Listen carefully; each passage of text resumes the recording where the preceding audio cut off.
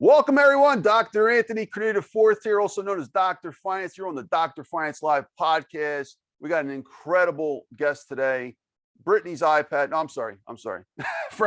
Frank Walker, Frank Knuckles Walker, folks. This is an incredible musician, a very successful entrepreneur. He was a former member of the band The Roots, but he's doing his own thing. So many amazing things we're going to learn about him today. An incredible drummer, incredible drummer, and a great speaker as well. So welcome to the Dr. Finance Live podcast, and welcome Frank Knuckles. Welcome, Frank. How are you, sir? I am doing blessed and highly favored to be here with you, Dr. Finance. Thank you again for this great opportunity to be here. Thank you, Frank. Appreciate you being here, man. We had a little bit of technical challenges, but folks, this is an opportunity to learn about entrepreneurship. Like when you do any kind of business, you're always going to have obstacles, but it's how you respond to those obstacles is what will make you successful. So we got Frank here this morning. We hustled and we figured out a way. He's on Brittany's iPad now, so it says Brittany's iPad, but it's Frank Knuckles Walker, folks. Frank, we'd love to hear your story. Before we do that, though, if we can do maybe a quick 30-second snapshot of your bio, and then we'll get right into the story right after. Thanks, Frank. No problem. Whenever you're ready. Okay, you want a snapshot of my? Oh, okay. Yeah, just tell us a little about yourself, maybe 30 seconds, and then we'll get into your story right after. Okay, great. All right, well then, Frank Knuckles, legendary member of The Roots. 22 years, been a musician. I've played with everybody, obviously from The Roots to Jay-Z to Justin Timberlake to Usher, Justin Bieber, and many more. I've been blessed and had the opportunity to start this musical career at 19 years old, straight out of the city of Philadelphia, West Philly to be exact. But it's been just an amazing journey. 19 years old, I started with D'Angelo. That was my first artist, first tour, first band, first everything I needed to know and learn about music. But it's been just an amazing journey. 22 years, still going strong. Officially now a music producer and songwriter right now, out here living in Los Angeles for the past 3 years. But it's been just an amazing journey, and I'm just happy to be here, be able to share some things and pour into, anybody that's here watching this interview. I want to be able to not only talk about amazing things about me and everything that I've done, but also share some things that I had to go through, because everyone has personal stories and challenges and hardships that they went through, and a testimony that they want to be able to share with people and to be able to, give people advice, give people, shining hope, an opportunity, be able to know that, this brother has done it. He's come from the city of Philadelphia. I can do it too. Or wherever you're from, you can listen to my story, listen to this interview, and be inspired. So that's all I'm here to do. And I'm also here to just uplift and pour into anybody that is able to hear this interview, but then also understand that these are life experiences. These are my life experiences. And to be able to share that so it can be a help to anybody that's listening and watching this interview. So that's what I'm here to do. Thank you for this opportunity. Thank you, Frank. That was awesome. So Frank, looking forward to getting to know your story. So Frank is also, as he noted, a Philadelphian like myself. And I'm very proud of you, Frank. Like when I see superstars that came out of Philly and still remember their roots, excuse the pun, of where they're from, and still are proud of it.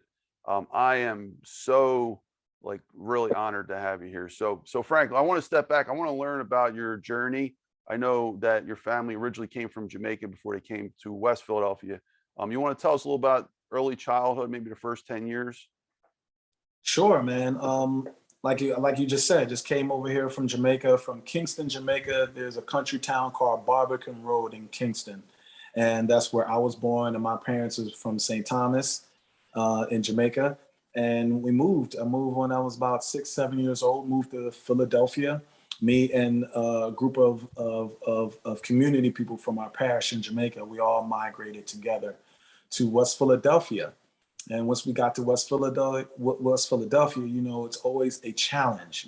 This is a new life, new beginning, new start for us. So of course, some things that we had to, figure out, certain things that we had to, we had to make sure that we get in alignment so we can start surviving when we came to Philadelphia, as far as like housing, finding a place to live, finding, you know, a job, finding a way to make some type of money so to be able to provide food and clothing and everything for me and my brothers and sisters.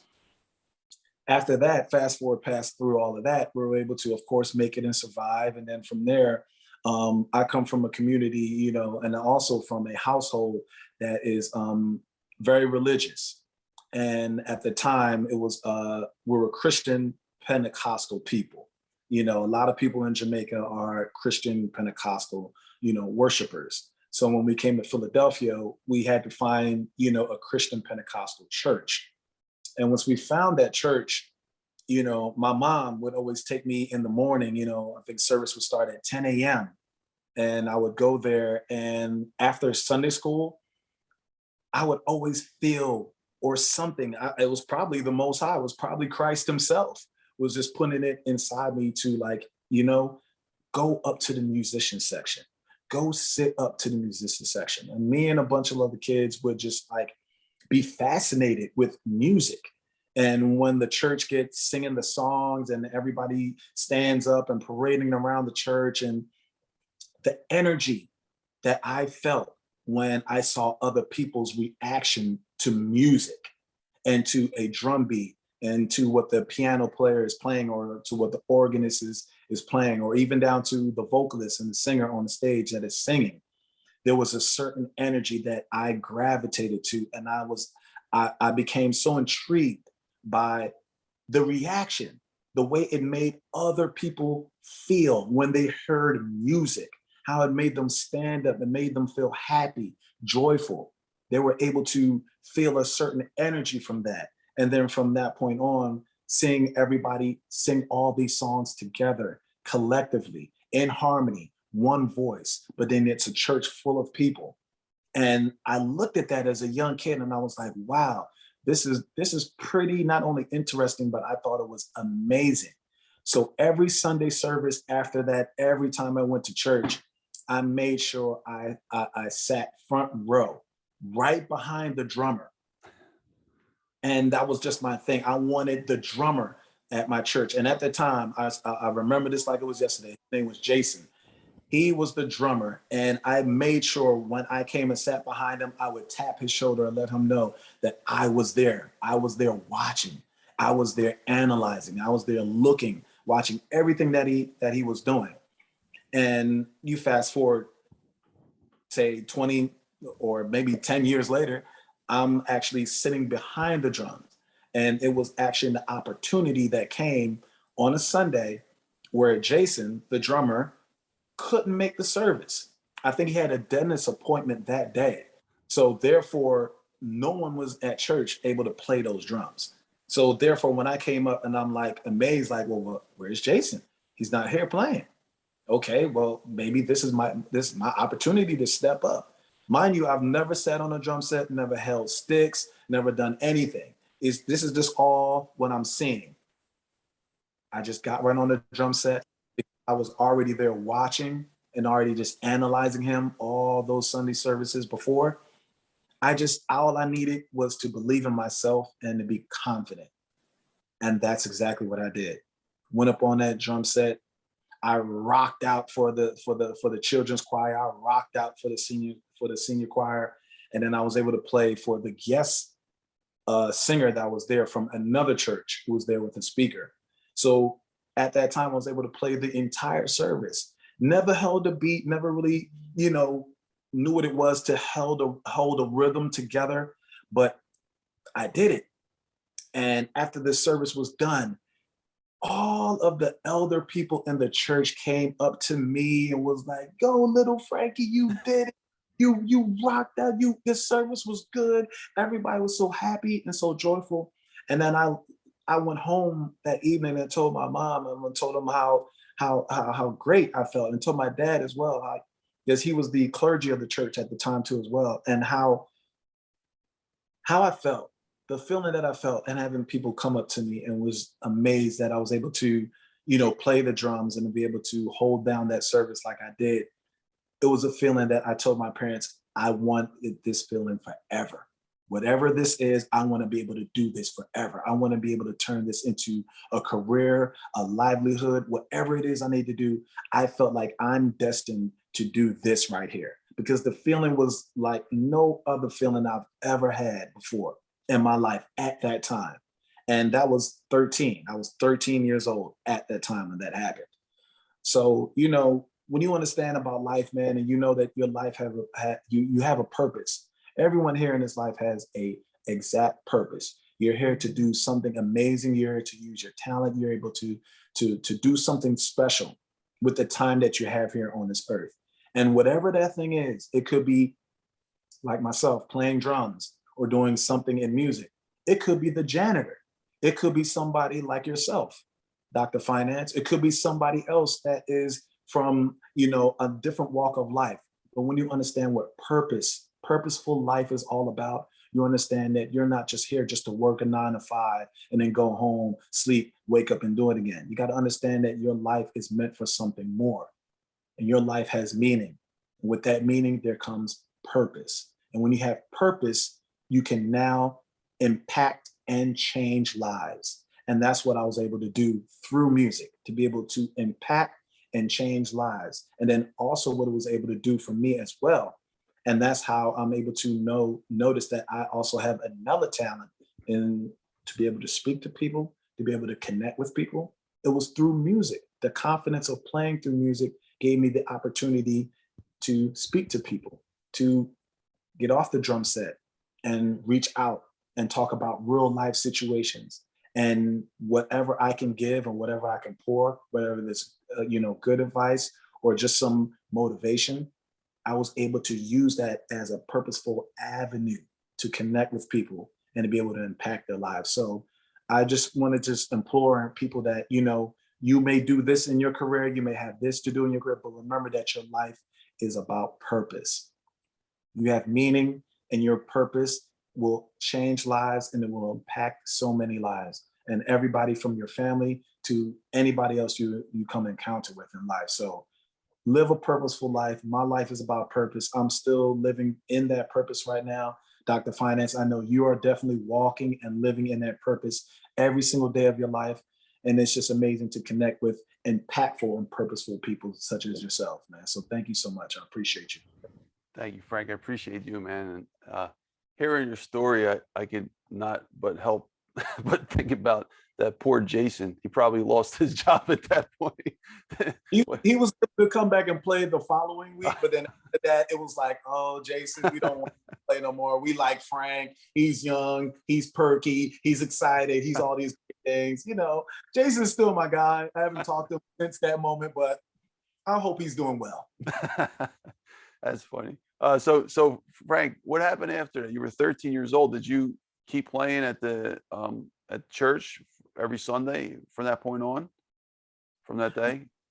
I did. I kept playing because for me, playing was my practice. I didn't have a drum teacher or anybody at that moment to be able to, like, during the week practice with, or have an opportunity to learn from someone else who was a more experienced drummer. So I always look forward to every Sunday service because that was my opportunity to practice, to hone in on my skills, to be able to sharpen my skills and perfect my skills. And then also what I would do, because I wasn't able to get to a drum set during the week before Sunday, what I would do is I would get homework. As far as, like, my homework would be listening to albums, listening to different genres of music, and then be able to study that throughout the week. And then Sunday, be able to incorporate that some way, shape, or form into my playing style and into my music that I was playing at church. So it was a thing of just like, I have this, but then I'm not going to be limited to what I can do.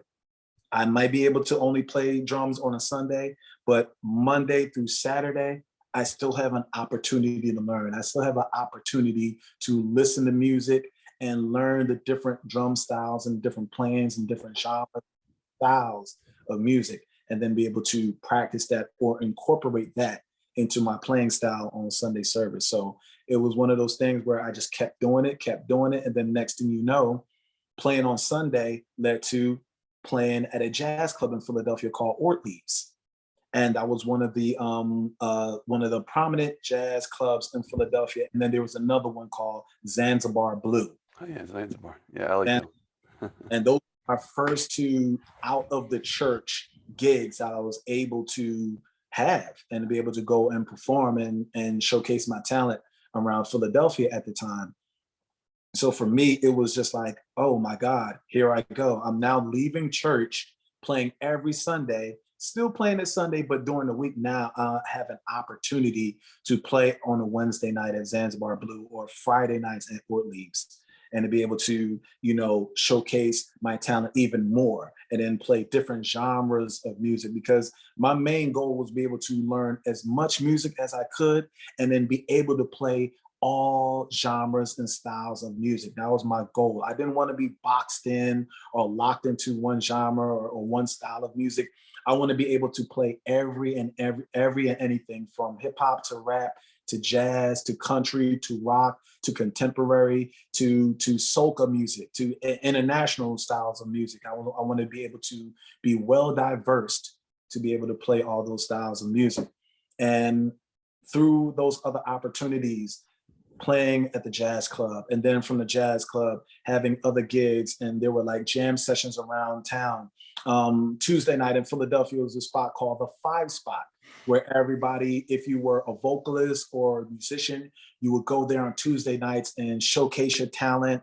And at that time, when I was starting to go to that club, that was when I started to see the very, very early beginnings of Jill Scott, the very, very early beginnings of Music Soul Child, the very, very early beginnings of Bilal and Floetry and all those different artists from that neo soul era, to be able to showcase those talents right there. I think I lost you there, Dr. Finance. I don't know where you went. Oh no, I'm here. There you go. You back. But yeah, just to continue on, yeah, Tuesday nights was just an incredible night at the Five Spot. And I was able to perform there, get on stage, and as I was saying, I was able to perform with all the early, neo soul artists out of Philadelphia. So at that time, it was about me putting myself in position, putting myself around opportunity, and putting myself around up and coming artists, mainstream artists, just artists in general. So I'd be able to learn something and then also have an opportunity to play and perform with these artists, because everything is about a domino effect, right? If you have that domino effect where you're able to perform and then you're able to use that as an opportunity to reach out, speak to someone, impact their lives, and then because you impacted their lives, they were able to give you an invitation to another opportunity. And then you get there, and then that domino falls, and then from that domino falling, you're able to get your first gig, your first paying gig around town, your first gig to be able to perform around up and coming artists who now we know are world renowned artists now. But at the time, it was about setting yourself up, setting myself up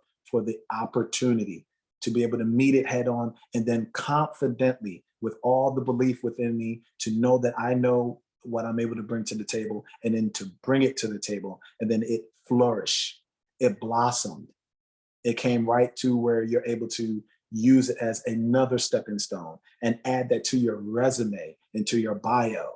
And that's what I continue to do, and continue to make sure I showed up, and make sure when I did show up and I was able to perform and do a gig, I made sure I did that gig to the best of my ability. I mean, I gave the crowd something that they never have heard before.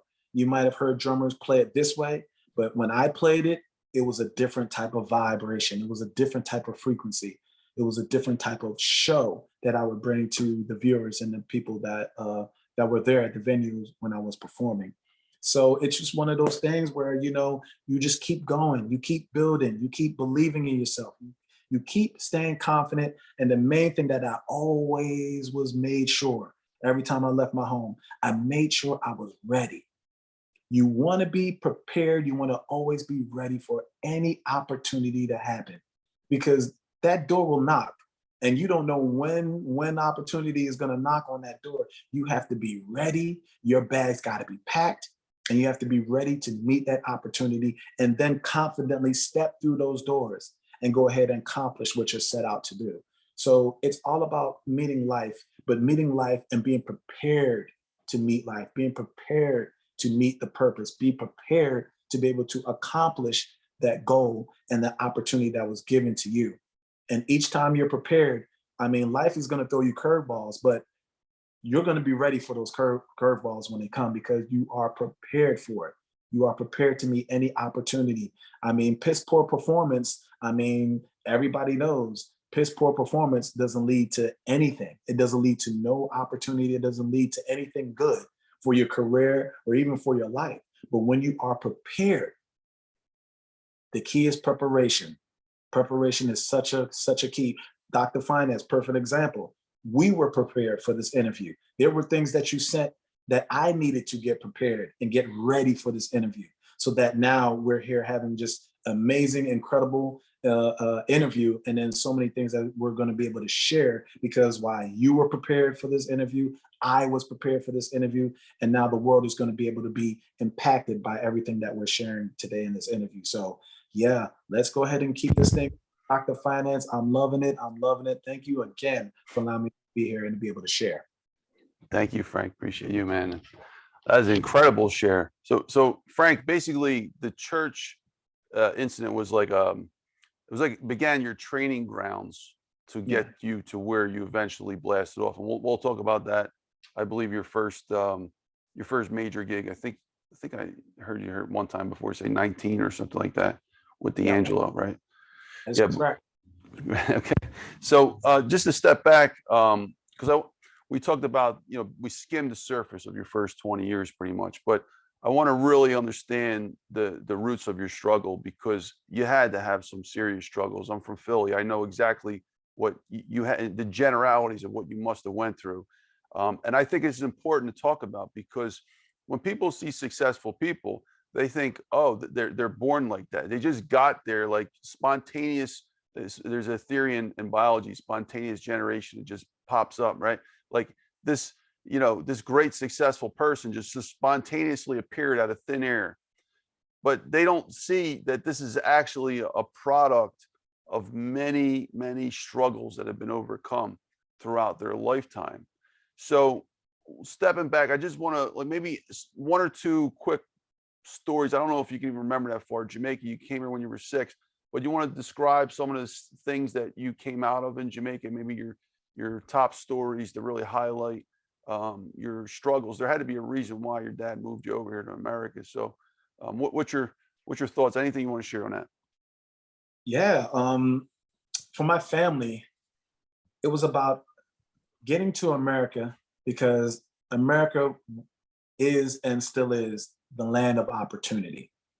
And coming from Jamaica, coming from the country town, life is hard. Very impoverished country, a lot of, of course, poor people and underprivileged people. And when you come from a place like that, literally having nothing, no electricity, you have to make means on your own. You have to make something out of nothing. Something about that, it literally prepares you for what life is about to bring you later on. Because one thing about when you've been to the bottom and you went through the baddest times of your life, or you went through the hardest times of your life, there's no other place you can go but back up. There's no other place you can go. So the fact that I started at the bottom, family started at the bottom, at that time, it was only perseverance and the will to not give up. It propelled not only me, but it propelled my family to be able to put themselves in a better opportunity or put them in a situation where we're now, we're able to fill out paperwork and go get a thing called a visa or green card, green card to be able to travel from whatever foreign country you were from to the United States of America. And then to be able to be qualified and be given your citizenship here in America. So coming from super humble humble beginnings, man, and very harsh realities. And the nights where in Jamaica we were like, if you're hungry before you go, your parents would tell you, go drink some water and Ghana, that would be like the saying that your mom would tell you in that Jamaican accent and tone, because it was nothing else to eat. Like, drink some water, drink water and fill your belly, and that will curb the hunger, and then you're able to go to sleep. So when you come from that and you know that, okay, I really, really got to figure this out. I'm talking about survival mode. All of that is kicking in, not just you as a person. And remember, I'm a kid, right? But I'm talking about the adults, my parents and my older brothers and my aunts and family members going through the same type of hardships. And then we, together as a community, together as a family, have to figure out, what do we need to do? How much money can we make? Can we cook up, let's start selling beef Jamaican patties, selling cocoa bread, start selling champagne cola to save up money to be able to go to immigration and fill out the green card and get fitted for a visa to be able to move to America and move to Philadelphia. So when you come from those type of, stories like that, it's just like, you want to be able to hear, like you said, I want to be able to show and give this story to the people, because, all successful people, they come from it's either a bad story, or they had a very harsh upbringing, or they went through a very, very rough life. And because they persevered through it, they were able to survive through it. Now, these are the successful people that we love and we admire in today's world. So, my story, it starts really from there, from literally coming from nothing, turning nothing into something, and having a family move from Kingston, Jamaica, and Barbican Road, which is the country town, and then migrating, communication with other people in your community and in your parish to be able to, let's put a plan together. Let's move to, what's the best place to move from? Well, let's go to Philadelphia. Philadelphia has X, Y, and Z. This would be the perfect place for us to move, migrate, and then start. And that's exactly what we did. At that time, it was me and my younger sister at the time. Well, me and my younger brother, because my sister was born over in America once we finally migrated to America. But me and my other brothers, once my mom, because I was the youngest, so my mom would take me and my dad, they would take me first, get my paperwork filled out, and then I go over there I moved to Philadelphia, and then we would send the paperwork and the stuff back, and then start bringing my brothers over one by one. Wow. We couldn't do it all together. It was just my parents, my mom, my dad, and then I was the youngest, so of course I had to go with them. And then once we got settled over there, then we were able to bring my brothers, my three older brothers, over to Philadelphia. Then, of course, when my parents, when we finally got everybody over there, then here comes my sister right after that.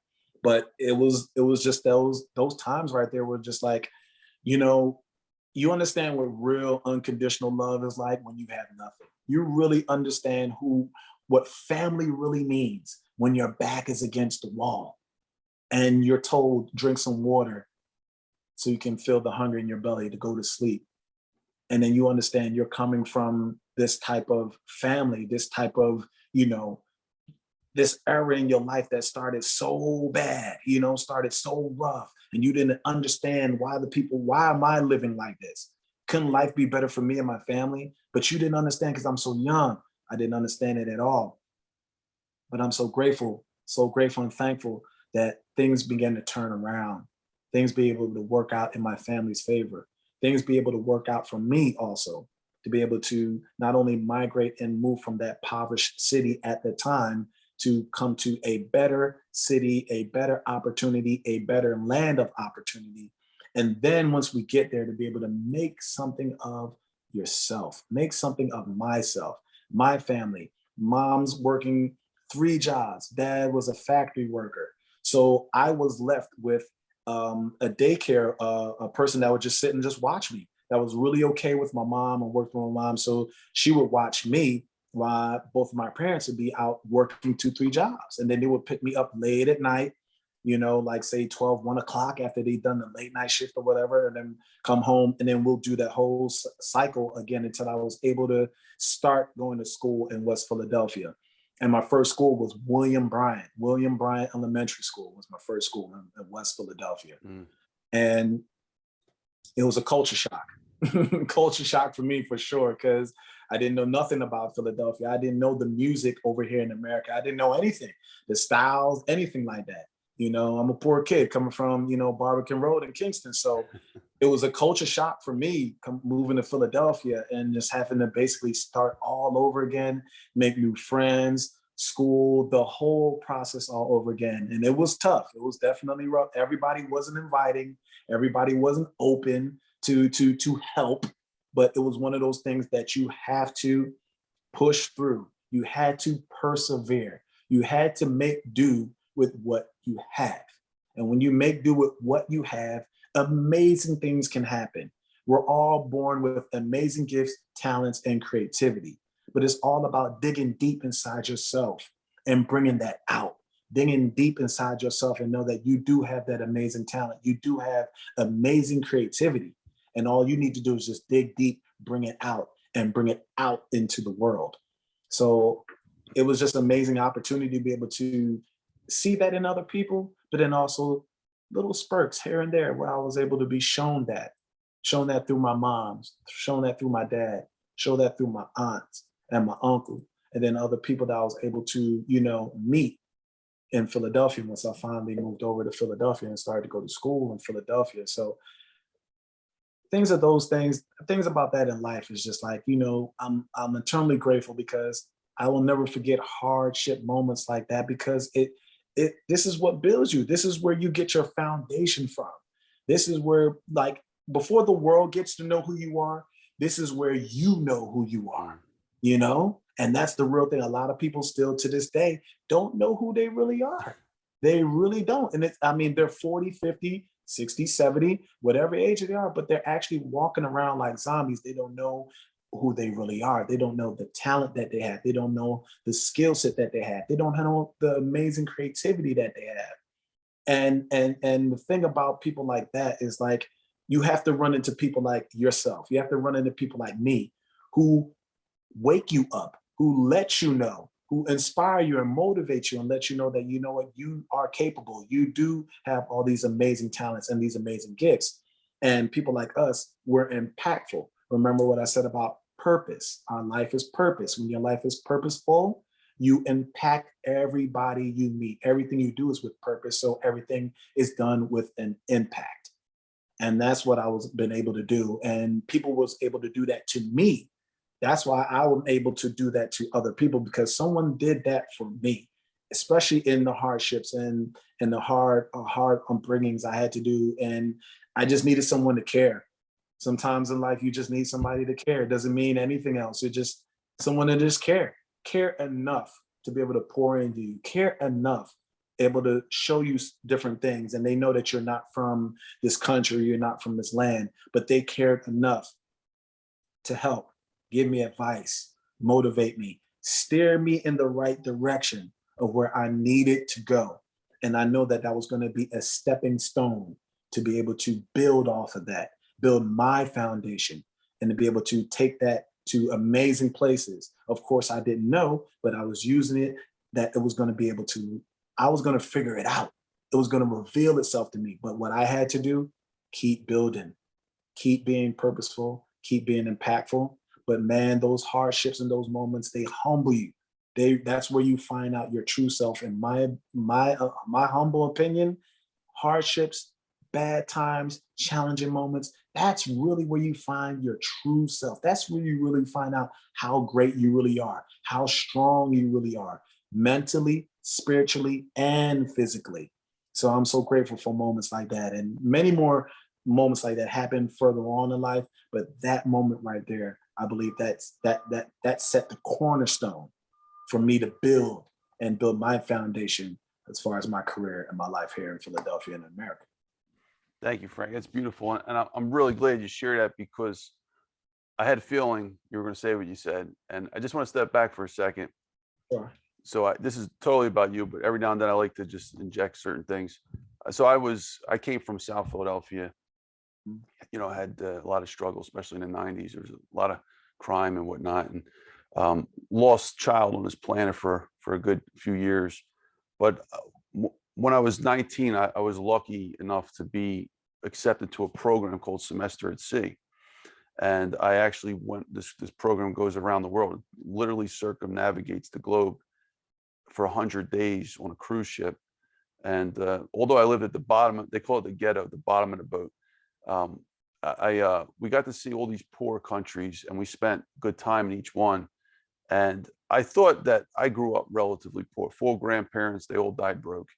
My dad was an entrepreneur. He fought his way out of it. The most we really achieved was middle income, I guess you can say.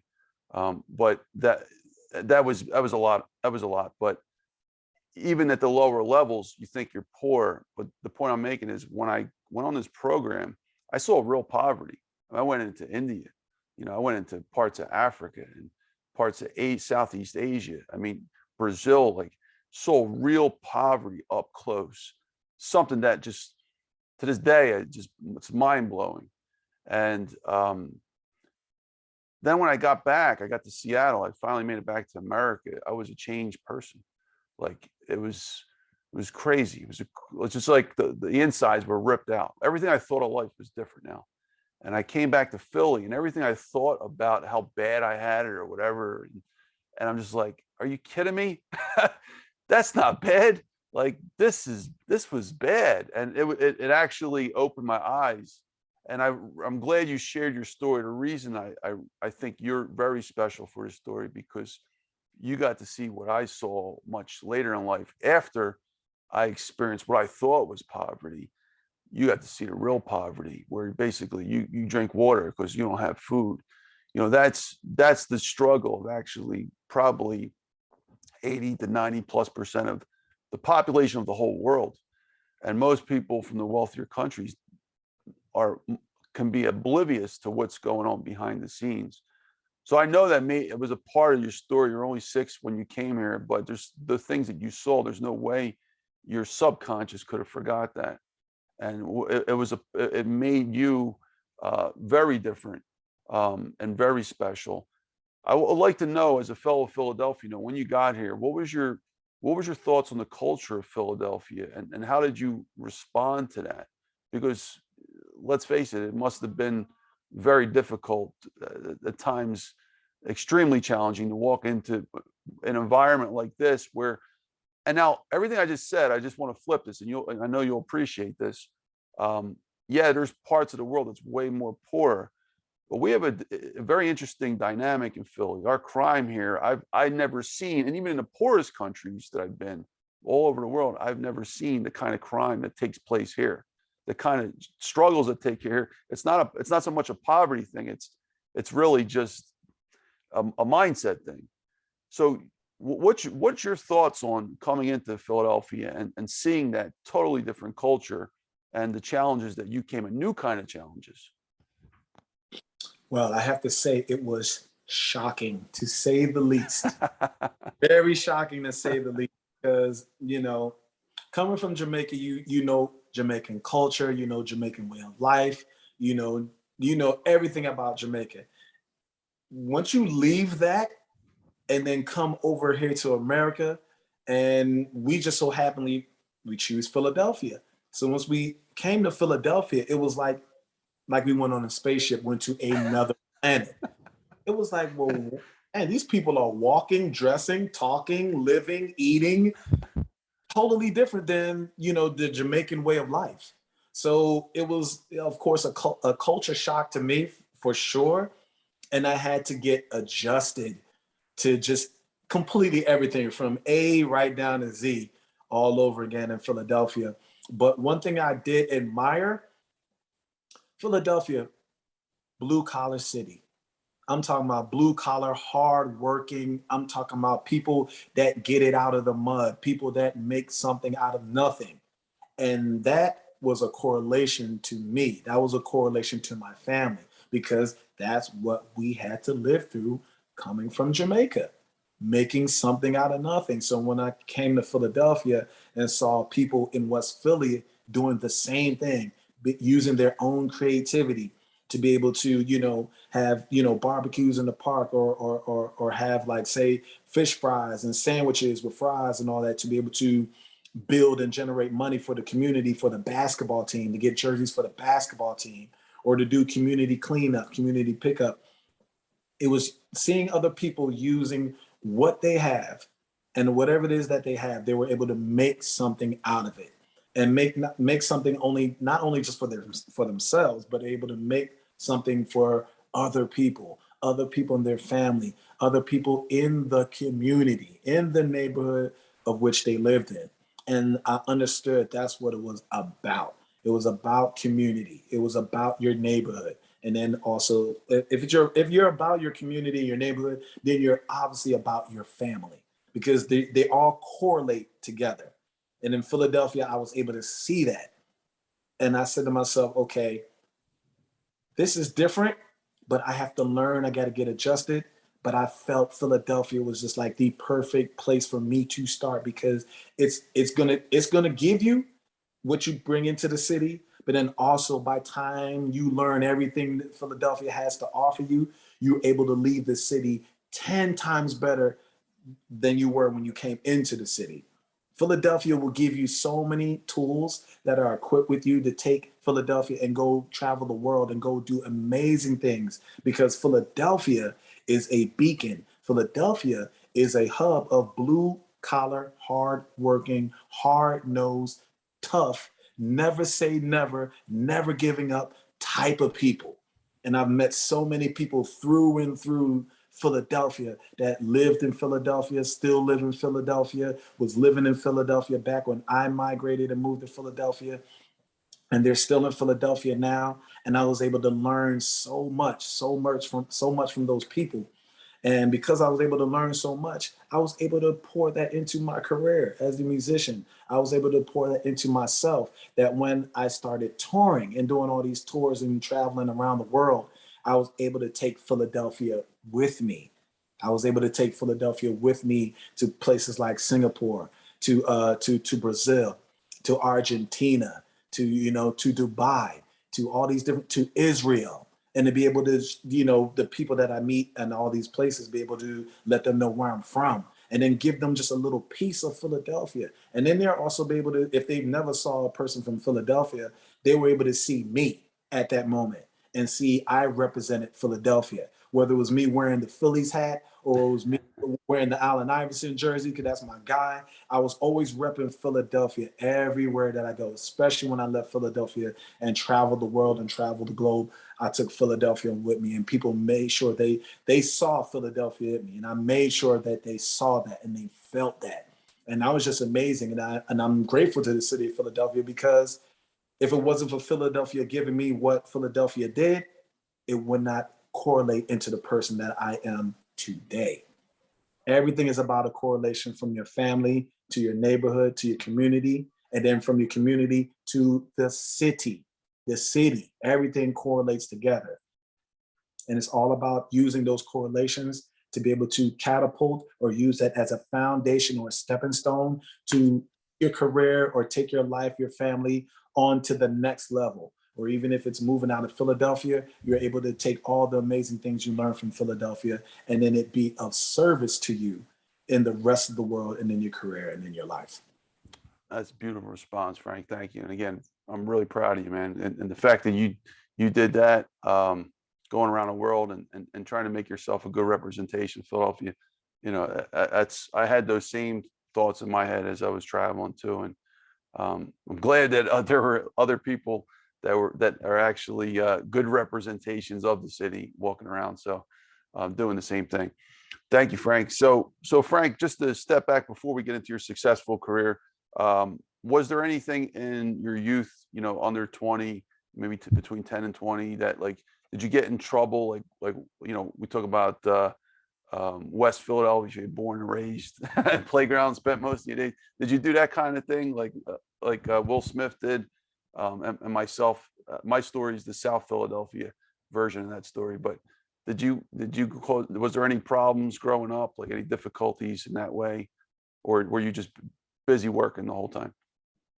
Listen, there were a ton of problems. A ton of problems in Philadelphia. Yes. Philadelphia, you know, Philadelphia is going to try you. That's the one thing about Philadelphia. Philadelphia is going to beat you up. It's going to knock you to the ground. You know, in my teenage years growing up in Philadelphia, going to school, William Bryant Elementary School, and then I went to West Catholic High School and then graduated from West Philly High School in 1996.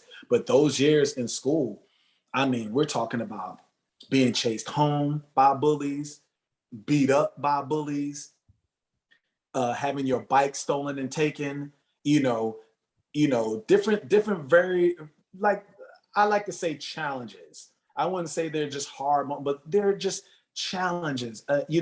I like to call them also growing pains I had to go through, in those moments of my teenage years of, being bullied a lot, especially in West Philadelphia. It's a lot of tough guys in West Philly, man. A lot of tough guys. There's a lot of tough guys all over Philadelphia for sure. But in West Philadelphia, man, it was, I had my run-ins. And it was not like me really just trying to be like, oh, I'm the new bad boy from Jamaica on the block. Let me take it over. No, it was nothing like that. It was really, I was keeping to myself. I was trying to go to class. I was more of the class clown. I was the guy that always making people laugh and smile in class. And then I would goof off and then, make sure by the time it's time to graduate and go to the next grade, I will pull my grade up just enough to graduate. Never an A+, straight A student, none. I would just make sure I would be, get my grade up so I was able to, graduate and move on to the next grade. But going through school and going through those periods, it was a lot of people in Philly, man, that would just like, would just mess with me, try to take my sneaks. You know what I'm saying? I remember those Bo Jacksons when they first came out, Nike, man, when Bo Jackson was the man. And that was my first pair of sneakers my mom bought for me. We bought them at Foot Locker, okay? And those sneaks were $129 at the time, okay? My first pair of like sneakers anytime from Jamaica. That was my first official pair of sneakers. And he was with the Raiders, so they were black and gray and silver. And so, man, when I wore them things to school, I got beat up so bad. They took my sneaks, they took my Bo Jacksons, and I'm talking about, we're gonna beat them up, and we're gonna take them from you. We're not gonna give them back to you so you can walk home. You're walking home with your socks on. That's what you're doing. Never to see those sneakers again. And the lesson that I got from that, don't let no one ever take anything from you that is hard earned and deserved. And why I say hard earned and deserved? Because I literally saw how hard my mom worked and how hard she wanted to make me feel happy by getting those Bo Jackson sneakers. And the saving up the money, she didn't use one whole check or use her paycheck when she got paid to go just buy. It was a thing called layaway. You had to put stuff on layaway back in the day. For a later on time, you were able to pay it off and then you were able to pick up your item. So I saw how hard she worked and how much money she would set aside to lay those sneakers away to the time where we're able to pay it all the way off and then be able to take those sneakers home. So I know how deserving I was. And then I know how much I earned it and whatever I had to do as far as chores and everything that my parents asked me to do in order to earn the money that they was putting aside so my mom could buy those sneakers for me. So I understand and I saw how hard she worked and the earning that she had to do, and then how I deserved it because I did what was required to be able to earn those sneakers. So all of that.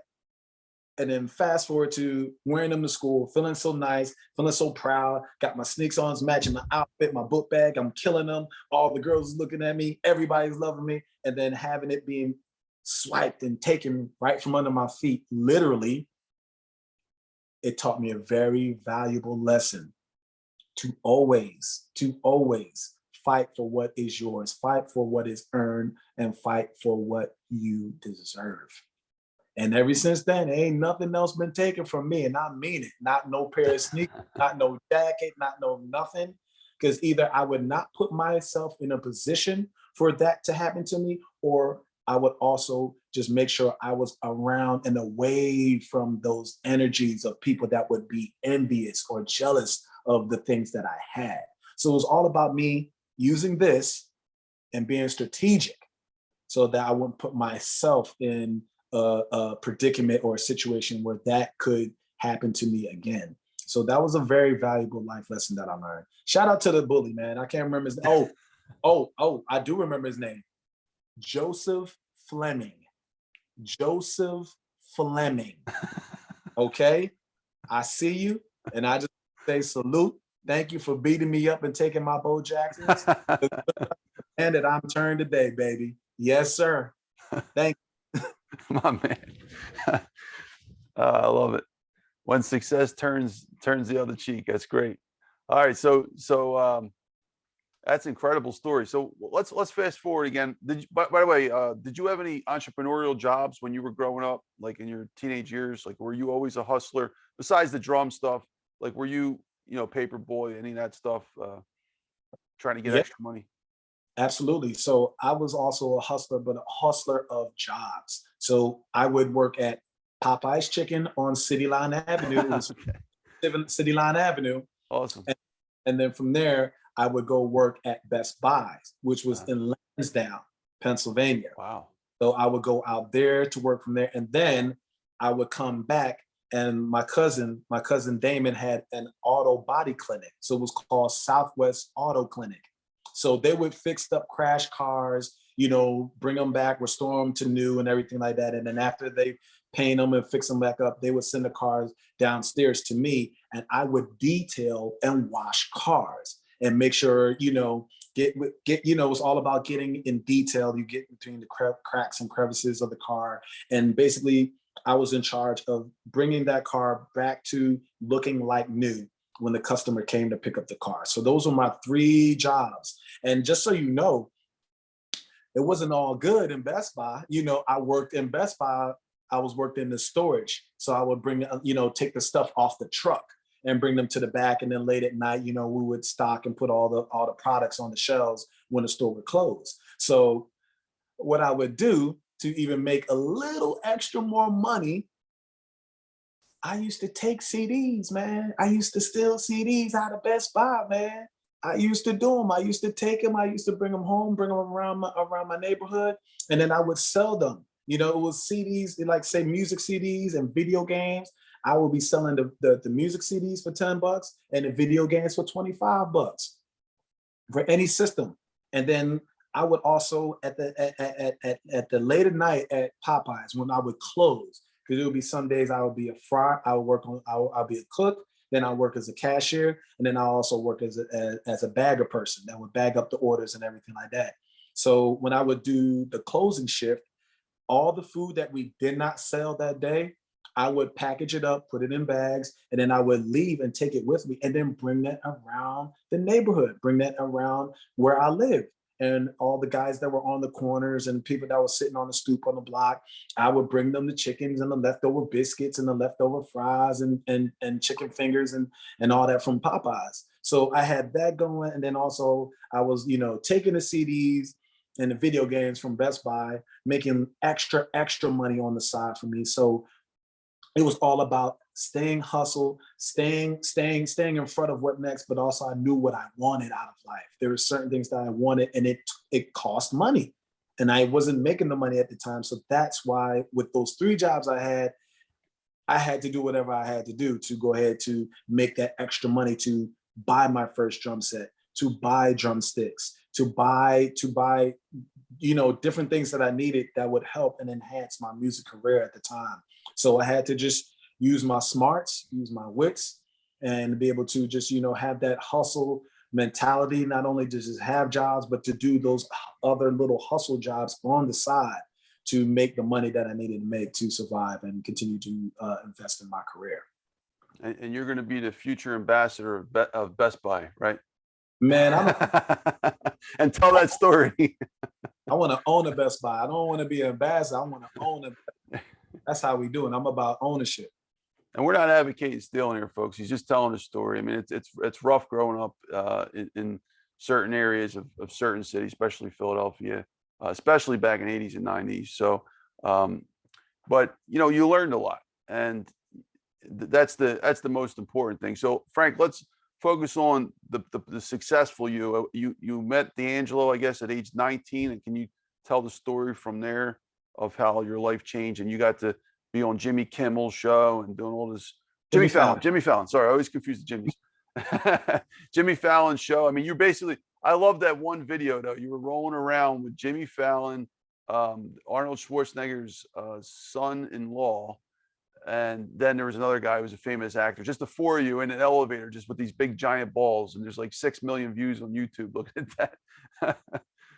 Yeah, that was really, really fun right there. And that was just one of those new like toys. I forgot the company or whatever it was called. I think it was like a sock ball or something like that, where you like big balls and you would go inside it yourself and you would just bounce off people and bounce off walls and bounce off of certain things like that. And yeah, that was just such a, just a fun time on the Fallon show. So many fun times on the Fallon show.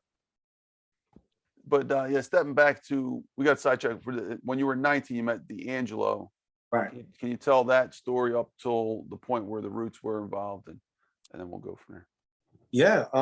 So meeting D'Angelo, I met D'Angelo. I was actually given an opportunity. There were tryouts that were happening to be a part of D'Angelo bands, and the tryout happened in New York City at SIR Studios. So of course I got the word at the time, and when I got the word that this is where the tryouts was going to be happening, I was able, but before that actually happened, I have to give a shout out to James Poyser, who is he was the organist and the keyboardist of the church that I played at. It was his father's church. And, James Poyser was able to bring me around and put me in places and spaces with people so that I was able to meet people like Questlove and other famous people in Philadelphia, and then take that to an opportunity where now I'm in at SIR Studios in Philadelphia, in New York, going for tryouts with D'Angelo. Went in there, nailed it, got the gig. And then from that point on, I was able to just use that, like I said before, as another stepping stone to be able to use that to get the gig for D'Angelo and then see if I could get on tour with D'Angelo. So once that happened, I got the gig as the drummer. We were doing a show in San Francisco, and then Questlove shows up. So I'm like, okay, this is dope. At the time I knew Questlove and all the prominent drummers, from Brian Fraser Moore to Little John Roberts to Gerald Hayward. They're playing with Madonna. They're playing with Janet Jackson. They're playing with just early Justin Bieber, and they were at the same tryouts. But I was able to beat all those guys out and get that gig. So get the gig. First show was in San Francisco. Questlove shows up to the show, watches the show. After the show was done, came to the dressing room. We met, we talked, we were vibing with each other, great energy. From Philadelphia. Yep, I'm from Philadelphia too, just got the gig. Boom. We began to start a friendship, a relationship. And that I already knew at the time that, of course, Quest knew D'Angelo. And that's why he was there to see the show and see him perform. But then after that, I knew that also they were working on an album behind the scenes, which was the Voodoo album at the time. Wow.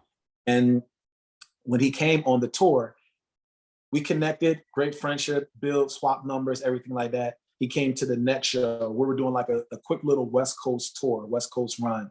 So from San Francisco, we went to like Sacramento, did a show in Oakland, came out here to Los Angeles, at the amphitheater out here in Los Angeles. And from that point on, I understand that, okay, he's on this tour with me, but he's not here to play and perform. He's here to start the next transition, which was going to be a new band, which was going to be behind and backed by a new album that was slated to come out in 1999 at the time. So Questlove goes, I figure it out. The show that we do in LA, I go to rehearsal. I see that there's 2 drum sets set up. So I'm like, okay, I know I'm the drummer. I've been playing on these couple shows, you know, did all the shows in San Francisco. This is my 5th show. I'm like, okay, I wouldn't expect me to be fired just like that. But I noticed that there was another drum set there. And then, of course, in rehearsal, Quest comes. So now I understand, okay, we're going to figure something out. I don't know how we're going to do it, but obviously there's 2 drum sets. That means both of us are going to be playing at some point. We figured it out. I play a handful of songs, he plays a handful of songs, and then the main songs we would play together. We would play together. And I thought that was like super dope of him to be able to like not take over, you know, my whole spot. And, you know, of course I would give it up because it's Questlove. He had way more seniority than I did. I'm just starting out. So I would totally understand if that was the case and that's what D'Angelo wanted to do. But that wasn't really the case. So what we did was handful of songs for me, handful of songs for Quest, handful of songs that we played together. And that show, that amphitheater in LA, I'm talking about rock it out. One of the dopest, best shows musically people has ever seen. And then we were able to do it collectively on stage together. 2 drummers, background singers, a full horn section, keyboards, Rhodes, organs, percussion section, bass and guitar, 2 guitars at the same time. So we're talking about a full, well-rounded band on stage, and then 2 drummers on risers behind everybody. Super dope, super amazing. D'Angelo loves it, loves everything about it, don't want to change it. He's like, all right, this is the band that we're going to take on tour. Boom, the album comes out. He drops the video. Everybody's going crazy over the How Does It Feel video. Amazing. Tour starts. We're the band. I'm talking about everywhere that we performed. We had all people from all walks of life come in and watch our shows, see our shows, you know, record our shows, because we were bringing different elements. We were doing our homework and incorporating different rhythms into the shows, from, you know, different songs and patterns from Earth, Wind and Fire, and from Sting and the Police, and, you know, the Bee Gees. And then you have the Isley Brothers. We were incorporating everybody, Donny Hathaway, everybody, Curtis Mayfield. We were incorporating everybody's musicality in those albums into the D'Angelo show. So it was a well-rounded experience. And we took you on a musical journey. And this is why we incorporated all these different artists into our shows. That turned out to be such an amazing thing. And we're traveling the world, traveling the globe, going through Europe, everything like that. And the last day in tour in Brazil, and Questlove has a health issue. Now, this is the last show in Brazil, right? And it was in Rio de Janeiro in Brazil. And fabulous, tropical, loving everything. This whole show that we were doing was being filmed and recorded. So they brought all the high, big cameras. You thought Steven Spielberg was coming out to film this whole show that we're about to do. That's how extravagant. And they brought out all the great cameras, all the big cameras, because this was going to be something that was going to be broadcasted throughout the entire continent of Brazil. Questlove has a last-minute health scare. We can't stop the show. The show must go on. With that being said, who's the guy that steps up to the plate? The little kid that I talked about who was 13 years old in church, that didn't have an opportunity, that didn't sit on the drum set, didn't play anything. But man, when an opportunity came for him to sit up there, all he had to do was step confidently and do it. No rehearsal, no nothing, just step out and believe. Step out and believe. I had to do that. I had to do that because at that very moment, that same day, Quest had his health scare. He wound up being okay and being fine, but that was a couple of days after. I had to step up and perform that whole entire show by myself. unrehearsed because there was no time to rehearse. It was a special show that we're putting together for the people of Brazil, and it was being broadcast, as I said before, throughout the whole continent. So I had to just step up confidently, do what it do, hone on in my skills, hone on in my talent, keep my eyes squarely on D'Angelo. I'm talking about watching him like eagles watch birds or worms in the ground, like watching them like white on rice. I'm telling you, it was one of those things I had to be super, super locked. Never been locked like that before. But I was able to go and kill that show and gave the best performance I ever could have done.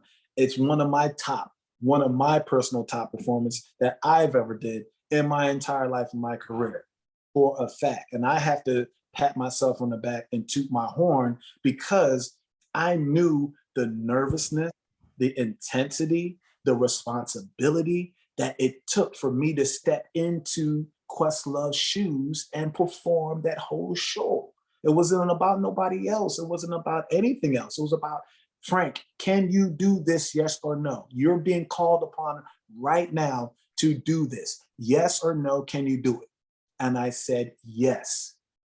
And I did it in a way where I wasn't worried about nervousness. I wasn't worrying about making a mistake. It was about locking in and performing the God-given gift and ability and talent that you were given and using it to the best of your ability, not leaving no stone unturned, not reserve anything in the tank, emptied out the whole tank. I'm telling you, after that show, I had calluses in my fingers, cramps in this part of my arm because I hit the stick with my left hand. So I was hitting it so hard because remember, I'm still 19 going on 20. So I'm not with the girth and the strength of a Questlove hitting a drum set.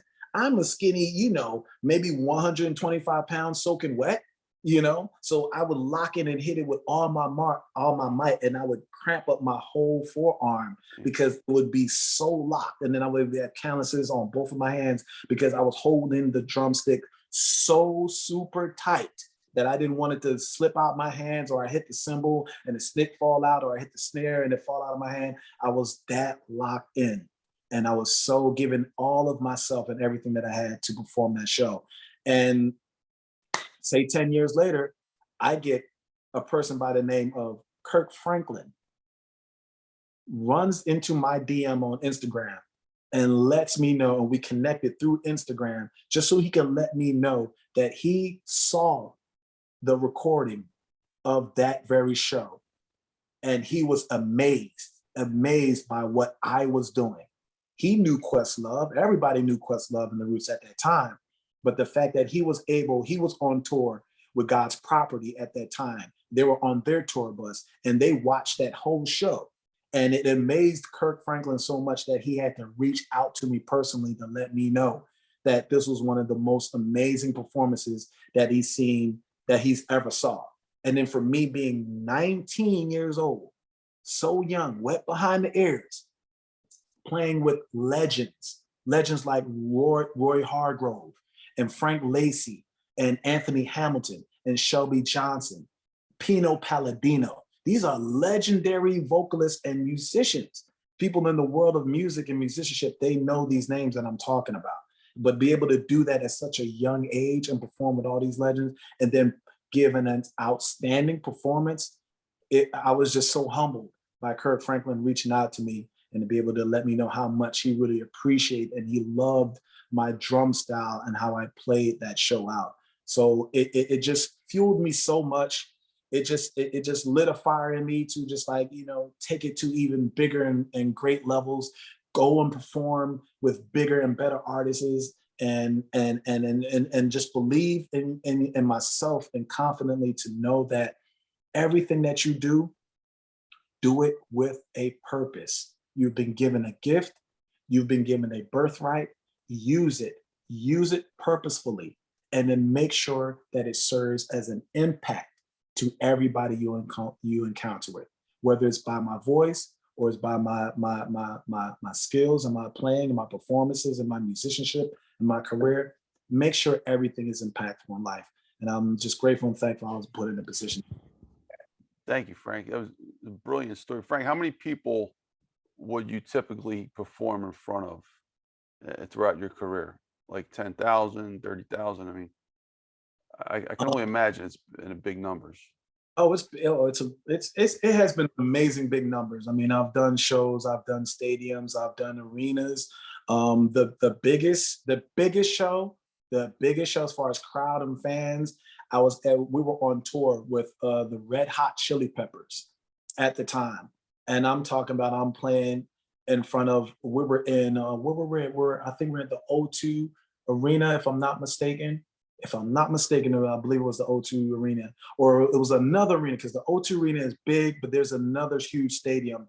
I'm trying to remember off the top of the head in Europe where we performed, but 300,000 plus people. What? 300,000 plus. I'm trying to get the name, Wow.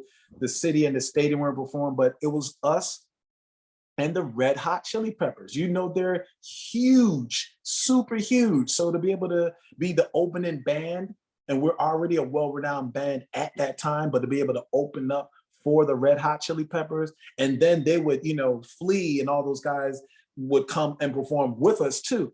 There was one song that we would come out on stage with them and perform with the Red Hot Chili Peppers. And I'm talking about the crowd would be ecstatic, but to hear 300,000 plus people chant and scream and roar and, Wow. and sing your songs right back to you, and just the energy and the synergy that came from that, man, it is something that I will never, ever, ever, ever, ever forget. It was truly an incredible experience. Frank, well, you're a Clubhouse guy. I met you through Clubhouse. Amazing story, actually, very similar to Mhm. what you told, the story of how you met Questlove. So Quest just comes in the room one day, right? Like you came in my room one day, and I'm like, who is this guy? I'm looking at his bio, and then I'm looking, Philadelphia roots, no way. I couldn't believe it. Right? I'm like, no way. He's here. Get out of here. And then it just started from there, and it started with cell phone, and we connected. It's the same situation with Questlove, right? But going back to your numbers, you see the numbers on Clubhouse, and I run one of the biggest rooms. And back in the day, we used to get 10,000 people in a room, and that was great. Like now, you're lucky if you get 100 or two at a time. 2,000 over the course of a few hours. But you're talking about 300,000. I mean, that number, like to a Clubhouse person, is just mind blowing. It's just incredible, and that's just one of the many events that you've been on. You really hit the big leagues when you're talking about influence. You're talking about numbers, and if you want to get into that conversation, I mean, Jimmy Fallon, you would get probably 1.5 to 3 million people every night looking at you. The YouTube videos, there's a YouTube video with 220 plus million right now of the Star Wars thing, and you're in there. I mean, you've seen the top numbers. Now, we had Tyrone Poole in here, right? Tyrone Poole, two-time Super Bowl champion. And I had this conversation with him while he was a guest speaker. I said, look, it's the number one sporting event. Basically, most of the world's watching it at some point, either now or in the recorded form. And here you are running across the field. So when you're talking about a discussion of influence, like situations like that, situations like yours from the music business, not the sports, you put them together. I mean, it's just an incredible amount of eyesight. And I don't know, Grant Cardone talks about money follows attention. This is a whole new league of that. No wonder they're trying to tap into sports and entertainment guys, because they have this kind of attention at the maximum form. I mean, the only other option other than this is to turn on a switch and have 8 billion people look at you in one shot. We don't have that button yet, but doing what you did was as close as you can get. And you experienced this. I mean, what's that feel like? I mean, I'm blessed. I'm truly blessed. Just think about it. It's like hitting the lottery. What are your chances? 1 in a million, 1 in 2 million, 3 billion, 4 million. But when that chance does work out in your favor and you're the one that has the winning ticket, the winning lottery ticket, and you go ahead and step right into it and understand, like, wow, what I'm about to experience is not only going to change my life, but me experiencing it is going to change the lives of others. Because not only do I go through life and I experience life, but you experience life to be able to share, to be able to have a testimony, to be able to give somebody that's up and coming, that wants to do what you do, or been where you've been, or done what you've done. You want to be able to be of service to them that's coming up behind you and pave the way and open up the doorways and give as much advice as possible. So the feeling, you have to feel not only blessed, but a certain level of gratitude. And I'm talking about gratefulness and gratitude, because it could be someone else. It could be just as easy being someone else that could have been up there playing with Questlove, up there playing, in front of 300,000 with the Red Hot Chili Peppers, but you were the one that was selected.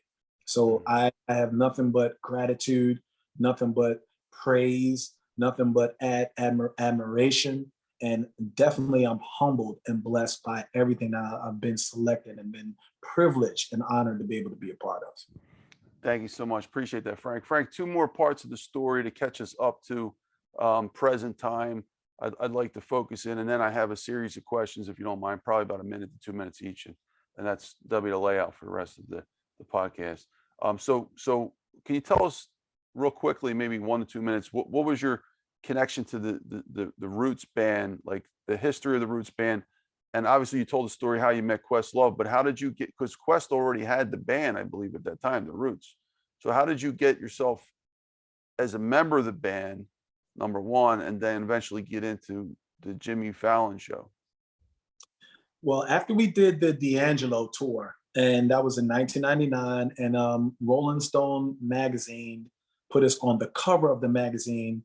Wow. For Band of the Year. You can look this up. Wait, you were on the cover of Rolling Stone magazine? Cover of Rolling Stone, Oh, 1999, Band of the Year. We were the Band of the Year. I mean, Lenny Kravitz had a band, Dave Matthews, everybody was touring, but they did a they did a survey, and people that were, Rolling Stones people would be able to, go and see all these different shows. And then at the end, everybody would vote as, who would be what was the best band, what was the best show out there that they've seen that whole year. And, of course, they followed us around, at the time, and were able to be, we won. We were the Band of the Year in 1999 for Rolling Stones. But after that had happened, at that time, Quest had taken a break from the Roots. After D'Angelo, success, album, amazing, Band of the Year, we're touring, we're about to start another tour. After that happened, completed all the tour, Quest just simply walks up to me and was like, man, I got the, I got the band The Roots, and I mean, it would make sense you just come on and join us. And I was like, and he said it in that kind of way. It wasn't like an invitation. It was like, you know what? It's pretty much easy. It's like, you could just segue right on over with us. Like, that's like, he didn't give you an option to think about, oh, maybe not, or maybe I don't know. I don't know if this is going to be good for me. You already have a band. Maybe I want to go play with somebody else. He didn't really give you that option to think of that. It was more of a, let me just give it to you, and you're pretty much going to say yes, because this is just a great opportunity for you to just segue easily right into. So that's what he did, and obviously I took it, and it was just as he said. It was super easy.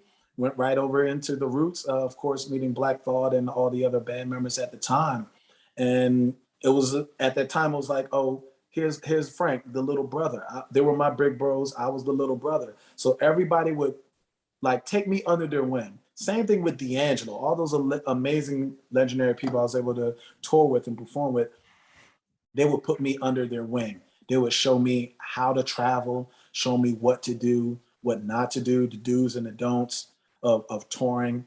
And when I got with the Roots, it was like the same thing all over again. But now I'm in something that is not going to be interchangeable. It's going to be something that was going to be solid. It was going to be locked.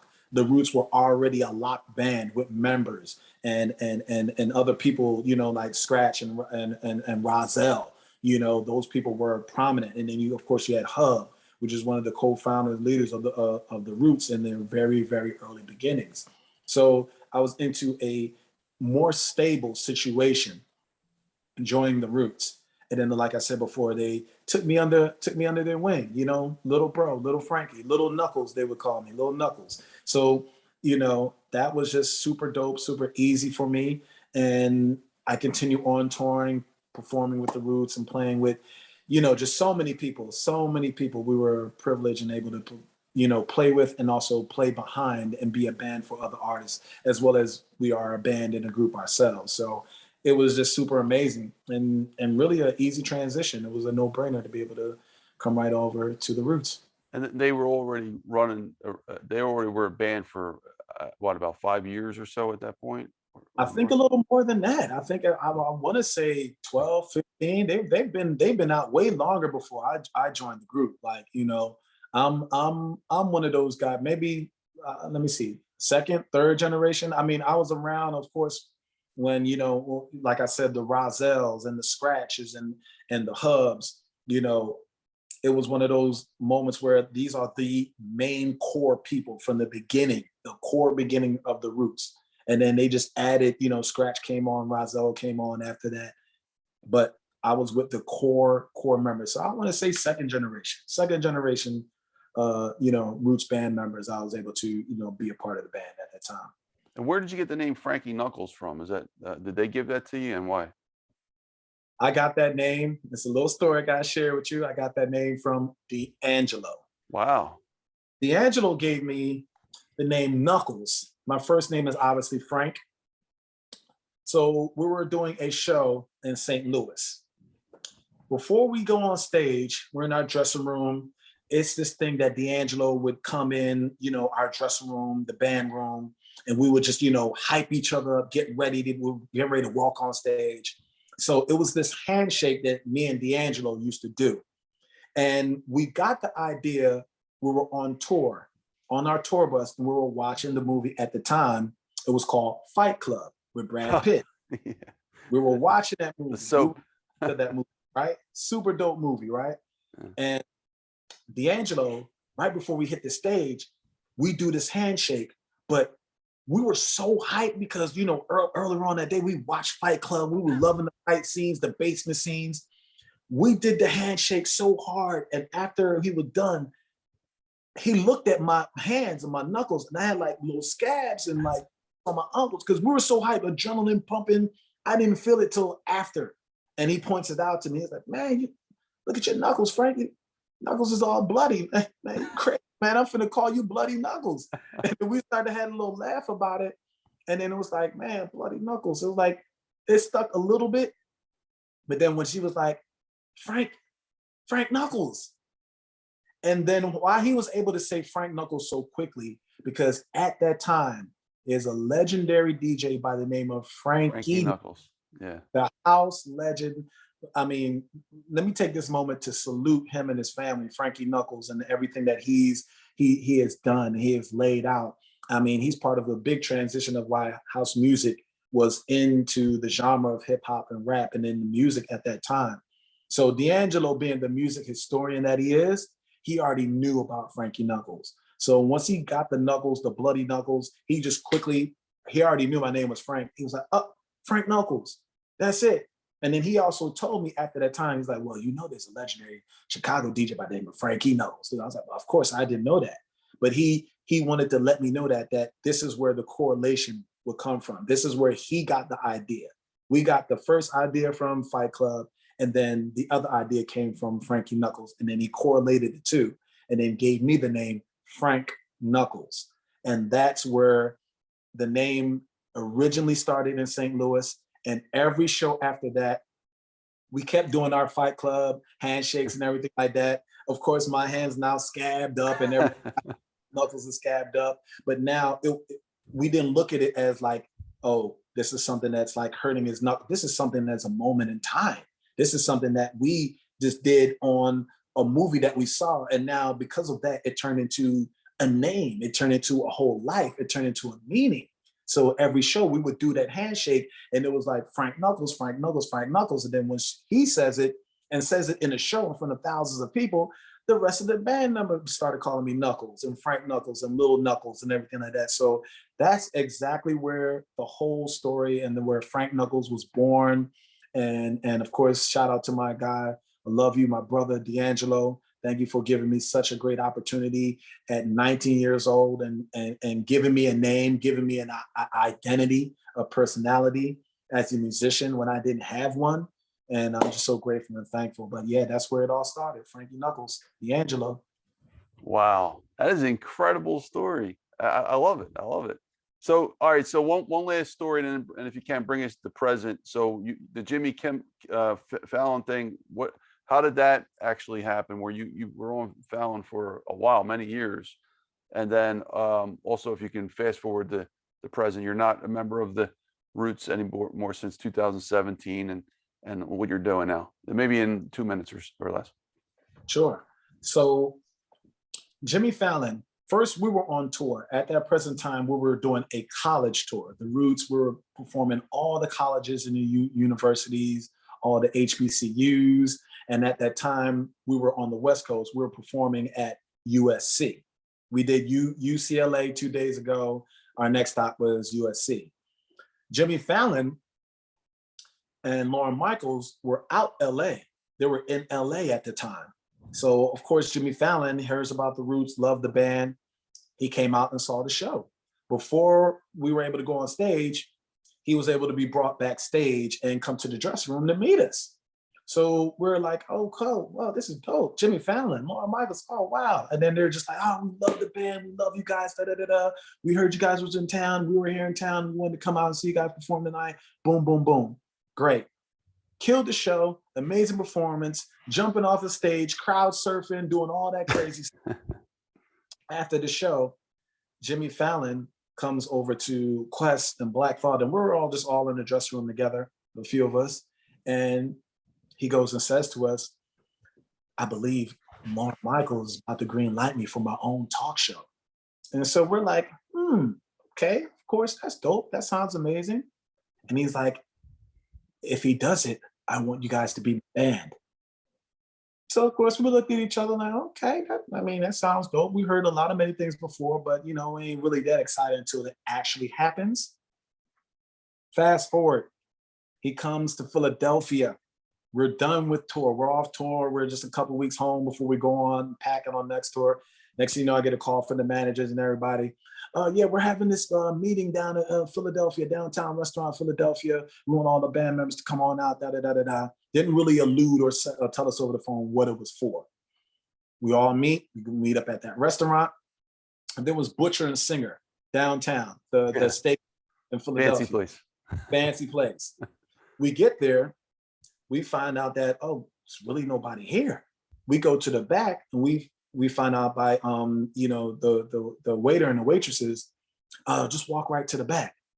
Jimmy Fallon books out the whole steakhouse just to have a private dinner with us and everybody from the Jimmy Fallon team, Lauren Michaels, and then of course everybody in the Roots, our managers and our team. Once we get there, everybody here, great dinner, fabulous dinner. Jimmy Fallon, waitress comes in, gives everybody a round of drinks and glasses, pours the wine, everything. Jimmy Fallon stands up, asks everyone to raise their glass. So, okay, we don't know what's up yet. We know kind of what we hear, but we really don't know yet because, ain't been, the secret ain't been brought out the bag just yet. Jimmy Fallon raises the glasses. He says, guys, just want to let you know, I have my own talk show and I want you to be the band of the late night show with Jimmy Fallon. So we're like, wow, amazing, stoked. What year was this? This was, we did the show, this was every bit of 2010 going into 2011. Wow. 2010 going into 2011 at that time. Uh-huh. And after we raised our glasses, gave a toast, we were all like, oh, this is amazing. Next thing you know, our managers and his business people stand up and was like, contract, we got it. We're here. Negotiation was already done. They already were doing it behind the scenes already. Wow. Because how concrete and how legitimate Fallon having this show was and how serious they really wanted us to be the band. So the fact that we already been booked for shows, we're about to go on another tour. They had to make sure that the business and the negotiation and then also the funds and the financials was set straight because in order to be a part of a show like that, you can't really have another gig anywhere else. Mm. Like being on the Tonight Show and working with the Tonight Show, that takes up your whole day. You won't be able to really like go and do other shows and everything like that. So the fact that the money and everything that we were making doing tours and doing shows, the Tonight Show had to bring that and more, so that it would make sense financially for us to actually sign this contract and do the gig. Mm. So after we did all that, everything worked out beautifully, wonderful. Boom. He loves it. We love it. We're a part of the show. The rest is about to be history. Jimmy Fallon goes and lets us know that, not only do I only want you for the show, because it was a test run. When he first got the show, it was a test run. So we had to do about, say, 6 months worth of shows to put in the can to make sure the NBC people, Lauren Michaels, everybody saw that, okay, this Tonight Show is going to be something that is going to be able to rival at the time the Jay Leno show. Mm. You know what I'm saying? And then you have other people, Carson Daly and a couple of Conan O'Brien. All those people had shows. So we had to make sure we had a viable show that was able to rival those other late night shows. When we were able to finally do that, it was super amazing. And then we had to sign another contract to make super, super official. Because now we're talking 3-5 year contract now. We're signing like how these NBA players are getting traded right now. 3 years, 5 years, $100, something crazy like that. You feel what I'm saying? So that's when it really, really, really became super real to not only myself, but the band members that, wow, the Tonight Show is where the Roots is going to start their next career, the next level of where we were going to go as a band and then as an entity, and even who we were already well known, but also well known and renowned around the world as being the musicians that we are. Mm-hmm. So to take that and then bring that to a Tonight Show was it was life-changing, but also it was amazing to be able to know that we can make a transition like that to the TV world, which we've never been in. So that comes with a whole different, plans and skill sets and everything. Absolutely. So that's what we had to do. But, so grateful and so thankful for those amazing moments and those opportunities. Wow, it's an incredible story. Thank you, Frank. I appreciate you sharing that. Oh man, that you had me in the moment there, because I could picture, that restaurant. First of all, to book up the whole restaurant, yeah. I can only imagine what kind of money they must have dropped to do. That's one of the most expensive places in the city. And just say, we're going to clear all the tables out. No one's coming in tonight. I mean, they must have been serious. So, well, it worked out really well. And just fast forward 2017, you left the band. We're going to talk about all this in detail in the questions just a little bit. But to this present, what have you been doing basically the past since 17? You moved to LA. You were in Philly for a while, and then you moved to LA about 3 years ago. Is that right? Yeah, that is correct. 2017, I felt like it was my time to transition. I've done everything at that point as far as like performing with everybody under the sun. And then also at that time, I've done 8 years on The Tonight Show. I had a couple movies under my belt, Chasing Liberty with Mandy Moore, and also the Block Party, the Dave Chappelle's first movie, Block Party. So a couple movies under my belt. And then have that TV show experience for 8 years, doing skits, doing bits, doing all these various things, playing behind everybody that came on the show to perform. At that time, I felt there was something more I needed to do. There was another fire that was burning inside me, and it was letting me know in different scenarios, in different spurts, that my job wasn't done. I felt like there's something else that I needed to do, but in order for me to do that, I had to transition. I had to leave. I had to step out on my own. Remember, from 19 years old, I've been with bands throughout. All bands, groups, performances, everything like that. Tonight Show, that's Jimmy Fallon's Tonight Show. I'm also with the Roots. Amazing, amazing opportunities, but that was their platforms. That was their band. That was Jimmy Fallon's TV show. I wanted mine. I wanted Frank Knuckles. What is something that is Frank Knuckles totally? What is something that he needs to give to the world outside of what he's already doing with the Tonight Show, outside of what he's already doing with the Roots? What else could he do? What else could I give the world? 2017, it was the Most High that spoke to me. And he told me that there's another job I need you to do. You still have a lot of purposeful moments that you need to get to, and you need to do it in a way where you're not tied to anybody else. I had to listen to the Most High. And that's the one thing, when the Most High speaks to you, you're gonna have to listen. He will send you signs, he will send you warnings, he will shake you up, he will cause something to happen to you. If you're not watching, if you're not listening, if you're not paying attention, he will make sure he has your attention so that you can receive the message, receive what you are supposed to receive. He did that for me. And when he did that, I answered the call. But it was something that very, very tough I had to do, and I had to leave. I had to step away from the Tonight Show, I had to step away from the Roots. Being with a person or being with a group and a band like that for, at that time, almost 20 plus years of my life. Wow. You can't just pick up and just leave like that at a drop of a hat. You know, it just doesn't happen like that. You know, we're all human. So when you've given your life and so much of your life to something, you can't just pick up and just drop it and leave it like that. It's just impossible for any human to do, in my opinion. But that's something I had to do, something I had to transition. And it was very, very tough for me. But if I wanted to answer the call, this is something that I had to do. It was something that I must do. And in 2017, I realized I had to step out on my own for one, but also I need to showcase another talent skill that I had. And that was motivational speaking.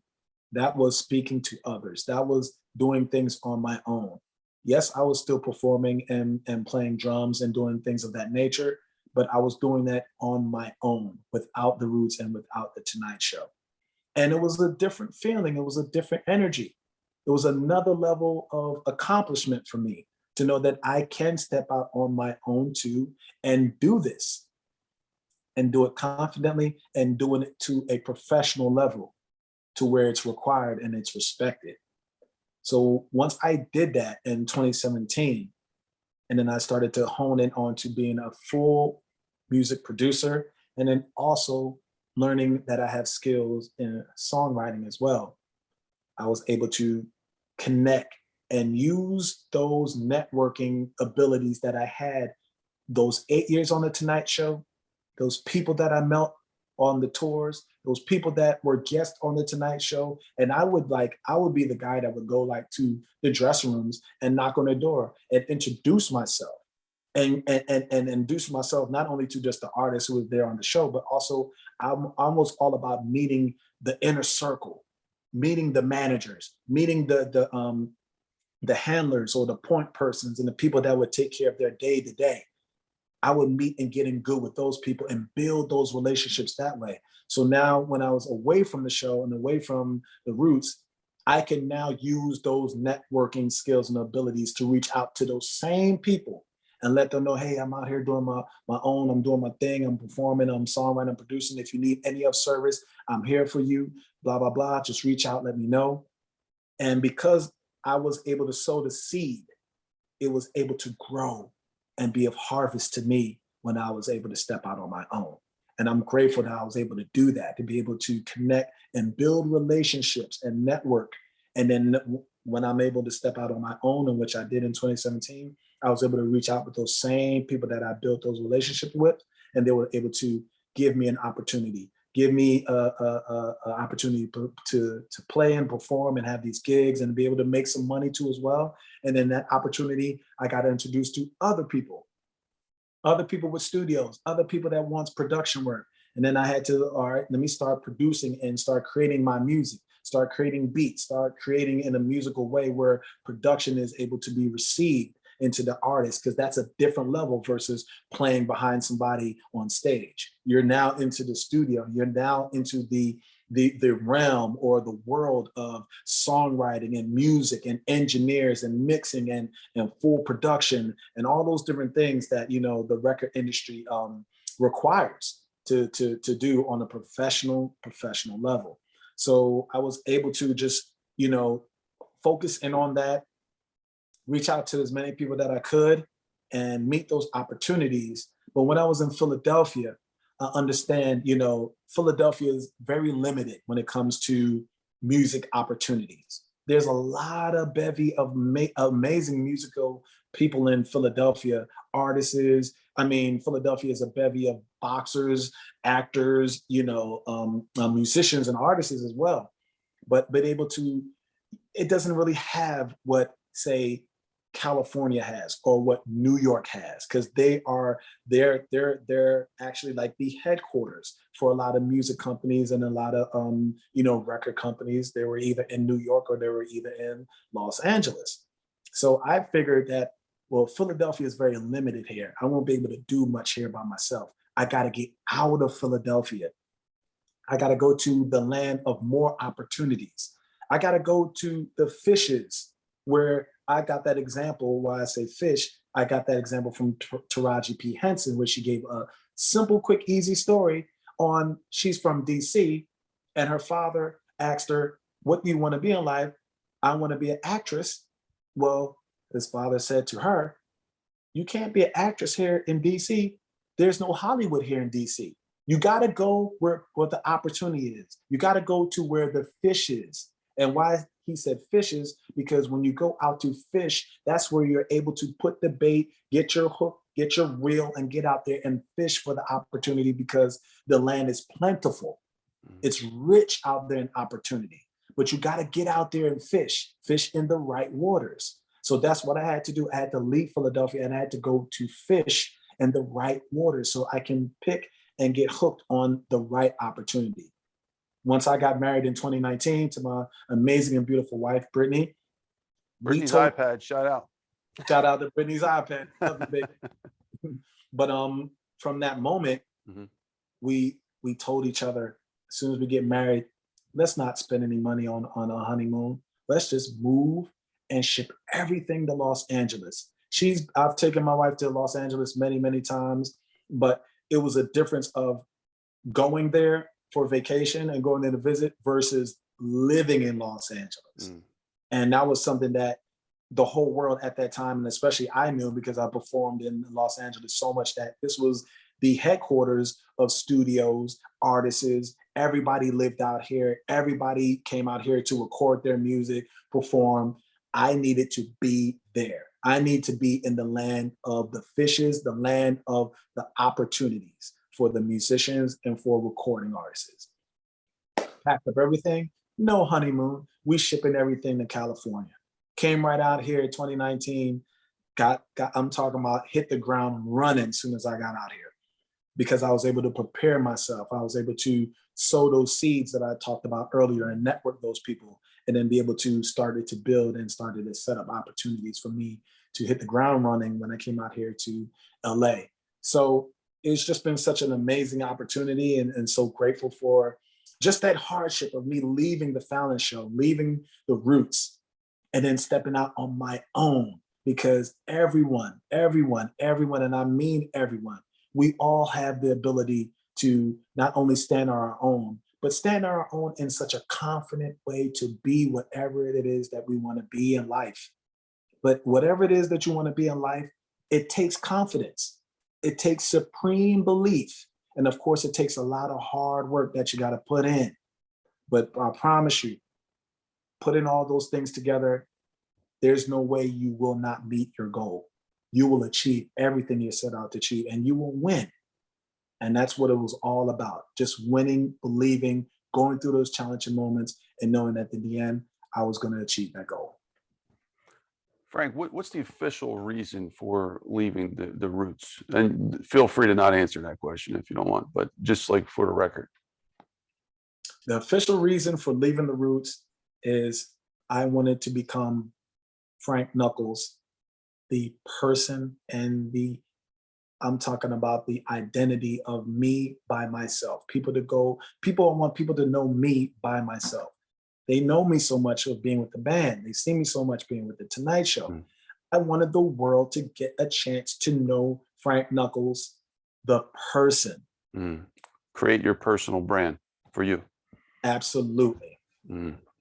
That's a, I commend you on that. Actually, we're going to talk about that. I have a question around that in a little bit, which I think is we'll have a really good talk about that. But so Frank, appreciate you, man, with the story. This has been incredible so far. We got about 20 questions. Figure about a minute each, and then we can wrap it up if that's okay with you. No problem, man. I'm here. All right, great, Frank. A lot of these questions some of them are extremely simple. So first one, for example, if you can give us a minute or less, just a summary of, I usually ask people about their books. We've had a lot of #1 New York Times bestsellers here. Mark Victor Hansen, who wrote The Chicken Soup for the Soul, with his co-author, had the record for the #1 New York Times bestsellers, like 63. He was on the show. So we have a lot of people like that with the books, but I don't know if you have any books you want to talk about. If not, can you give us also a summary of the movies you've been in and maybe the albums you've been in as well? Yeah, movies. I said before, Chasing Liberty with Mandy Moore, Dave Chappelle's Block Party. Albums I've played on or performed on. I mean, anywhere from, of course, all the Roots albums to Justin Timberlake to Usher to Jay-Z's Black album, and then also Jay-Z's Unplugged, MTV Unplugged album.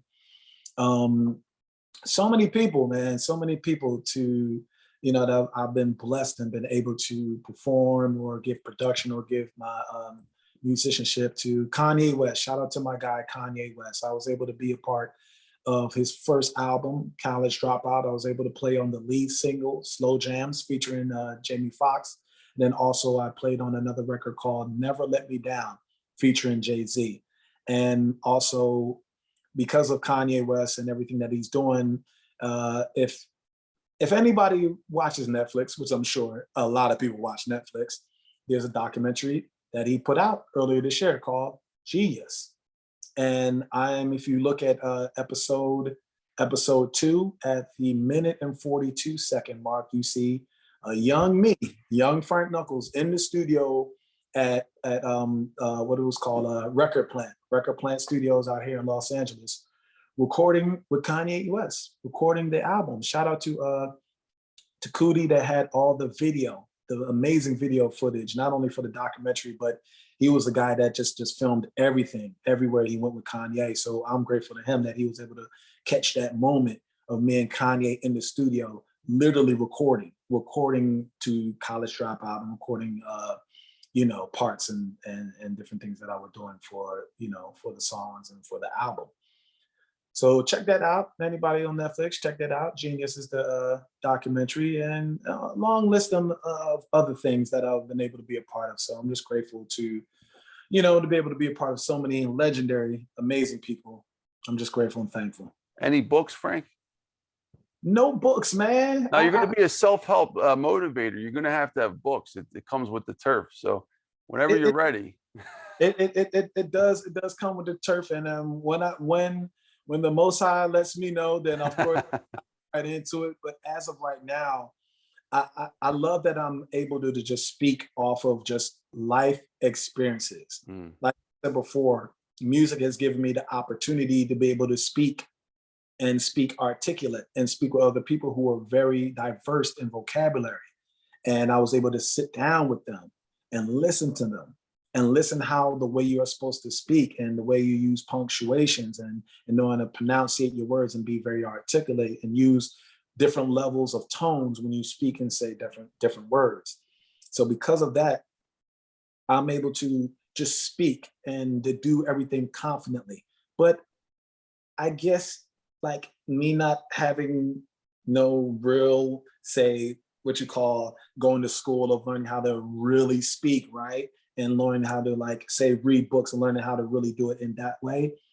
I'm not cut from that cloth. I'm cut from a different cloth where it's my life, my experiences. And I think life is the best teacher the best teacher. Life will teach you things and will show you things that you never thought that you will be able to do. And that life was able to do that for me. So I like to speak just straight from the soul, straight from the heart, straight from my mind and my conscious and my subconscious, to be able to give people a real genuine, a good vibration through my words and the stories and anything that I'm saying, to be able to speak it in such a genuine way, a prophetic way, and an impactful way. Because as I've been saying throughout this whole interview, it's about purpose. Everything has to be about purpose. So I definitely want to just continue to move in that type of vibration. And I feel better that way, because this is just coming from what's inside me. It's not coming from a book. It's not coming from a movie. It's coming from what's already inside me. And I'm just confidently bringing it out to the world.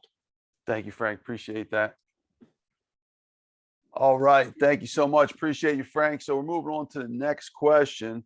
Next question is, why do you want to inspire and motivate others? We'll figure about 30 seconds to a minute. Why do you want to inspire and motivate others? I believe it's my duty. I believe it's my purpose in this life, not only to just profess and show the world my amazing skills and musicianship and talent, but I believe motivation is what we need. It doesn't matter what demographic or race, color, or creed. Motivation is motivation. And motivation is one of those things that, you know, it inspires people, but also it helps people from young, old to middle age. So I inspire to inspire. And I inspire to motivate everybody that I come in contact with, because I believe it's my job and my duty to do that as a human being. Thank you, Frank. Brilliant response. Frank, next question. Who are some of the celebrities that you work with over your amazing career? Now, you've obviously mentioned a lot of them today. Maybe some others you haven't mentioned, or just want to highlight that, whatever you can fit in the next 30 seconds.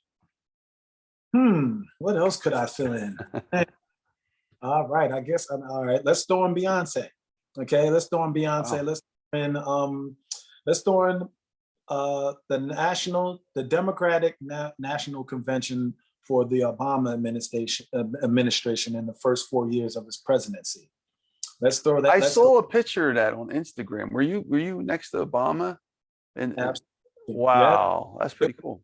A really quick story, like you know, the last night before, like, he was moving out of the Oval Office, like everything. He had one big grand, you know, party in the White House before he left, and we were the house band, and DJ D Nice, legendary DJ D Nice, shout out to you, was the DJ, and we were the band.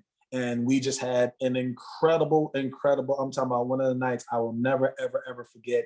And then leaving the White House almost 3 o'clock in the morning, and their moving trucks, the Mayflower moving trucks, are like literally right outside. Like they will start moving Obama's, all of his things at 6 a.m. And we're walking out of there almost 3 a.m. and all the moving trucks is there. So that was just an incredible, never forget moment. So many others, man. I mean, he's kind of putting me on the spot right now, because I'm trying to go through my mind. Like, okay, Drake is one. So many people that I was able to perform with. Just so many. I'm just grateful and thankful for it all. Yeah, I mean, just the stories you told me earlier. I mean, I don't think there's anybody. Let's talk about who you didn't see. Who didn't you connect with? You know, like, I'm sure through all these stages and stuff you did around the world, like, you got to shake hands or at least rub elbows with most of the major figures out there in music, at least. That is correct, my friend. Thank you, Frank. All right, Frank, next question. How important is trust in a business relationship? Trust is extremely important. And in my opinion, communication is number one. Trust is number two. If you don't have trust, what really do you have? Because trust is what set the boundaries. Trust is what set the foundation for anything to be built upon it. And if we're talking about building, you want your foundation to be strong. You don't never, you know, construction workers or carpenters and people in that field, they won't build a house on a weak foundation. The foundation has to be strong. Any building, any house, the foundation is very, very strong. And trust is that foundation. You got to have trust. You got to be able to believe in a person's word. And I believe a word is what establishes your trust. Like, for example, quick example, we scheduled by your word to meet 11 Eastern time, 8 a.m. my time on the West Coast. You gave me that word. I had to trust that word to know that for a fact you were going to be and conduct this interview at 11 Eastern time, 8 a.m. my time. Because you did that, you gave me your word, I now trust you. I now trust you, and I can take it to other areas because you gave me your word was honest, and then your word actually turned into exactly what you told me it was going to be. So now I can trust you. It wasn't nothing else that was different from what you said. It was simply just an honest human to human. You give me your word is valid, I trust you. And that's how it simply starts right there. You got to have a word, but your word must be your bond. Your word must be with value, and it has to be valid so that other people can trust you. Because trust is one of the important keys to any relationship, any business, any team, any marriage, any family. Trust is extremely important. That is a brilliant share, Frank, and great example, by the way. I like that. I mean, you take the micro examples, just the little micro situations in the normal course of, oh, well, as simple as it is, I'm going to meet you at 11 Eastern time, 8 o'clock Pacific time. And we do that. And it's just a small example, but just by doing it, you start building it up. Now, if you're friends with somebody and you're hanging around somebody all day long, you're going to get probably at least 10 plus examples of that every day of situations where you need to trust that person. I'm going to trust that, you're going to meet me for lunch at a certain place. I'm going to trust that, we're going to do chores together or whatever, or go hang out at the bowling alley at 8 o'clock at night, whatever.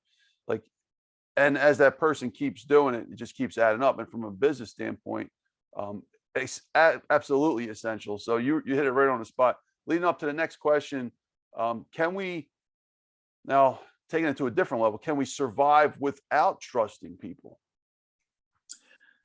I would have to say no. Because the thing about human nature, and we just talked about it, having trust. Now, if you flip that coin and you take away trust, or you have someone that disrespects the value of trust, like I said before, trust is the foundation. If you don't have trust, there is no foundation. If you don't have no foundation, you don't have nothing to build upon. If you go ahead and build on something that has no foundation, it is almost, I'm talking about impossible, but it's also certain that whatever you build upon that, it will not stand. It will fall. It will fall. And that's why trust is extremely important to have. Because if you don't have trust, you don't have a foundation. If you don't have a foundation, you don't have nothing to build upon. If you don't have nothing to build upon, what are you doing? Castles made of sand. Absolutely. Thank you. Brilliant response. Thank you, Frank.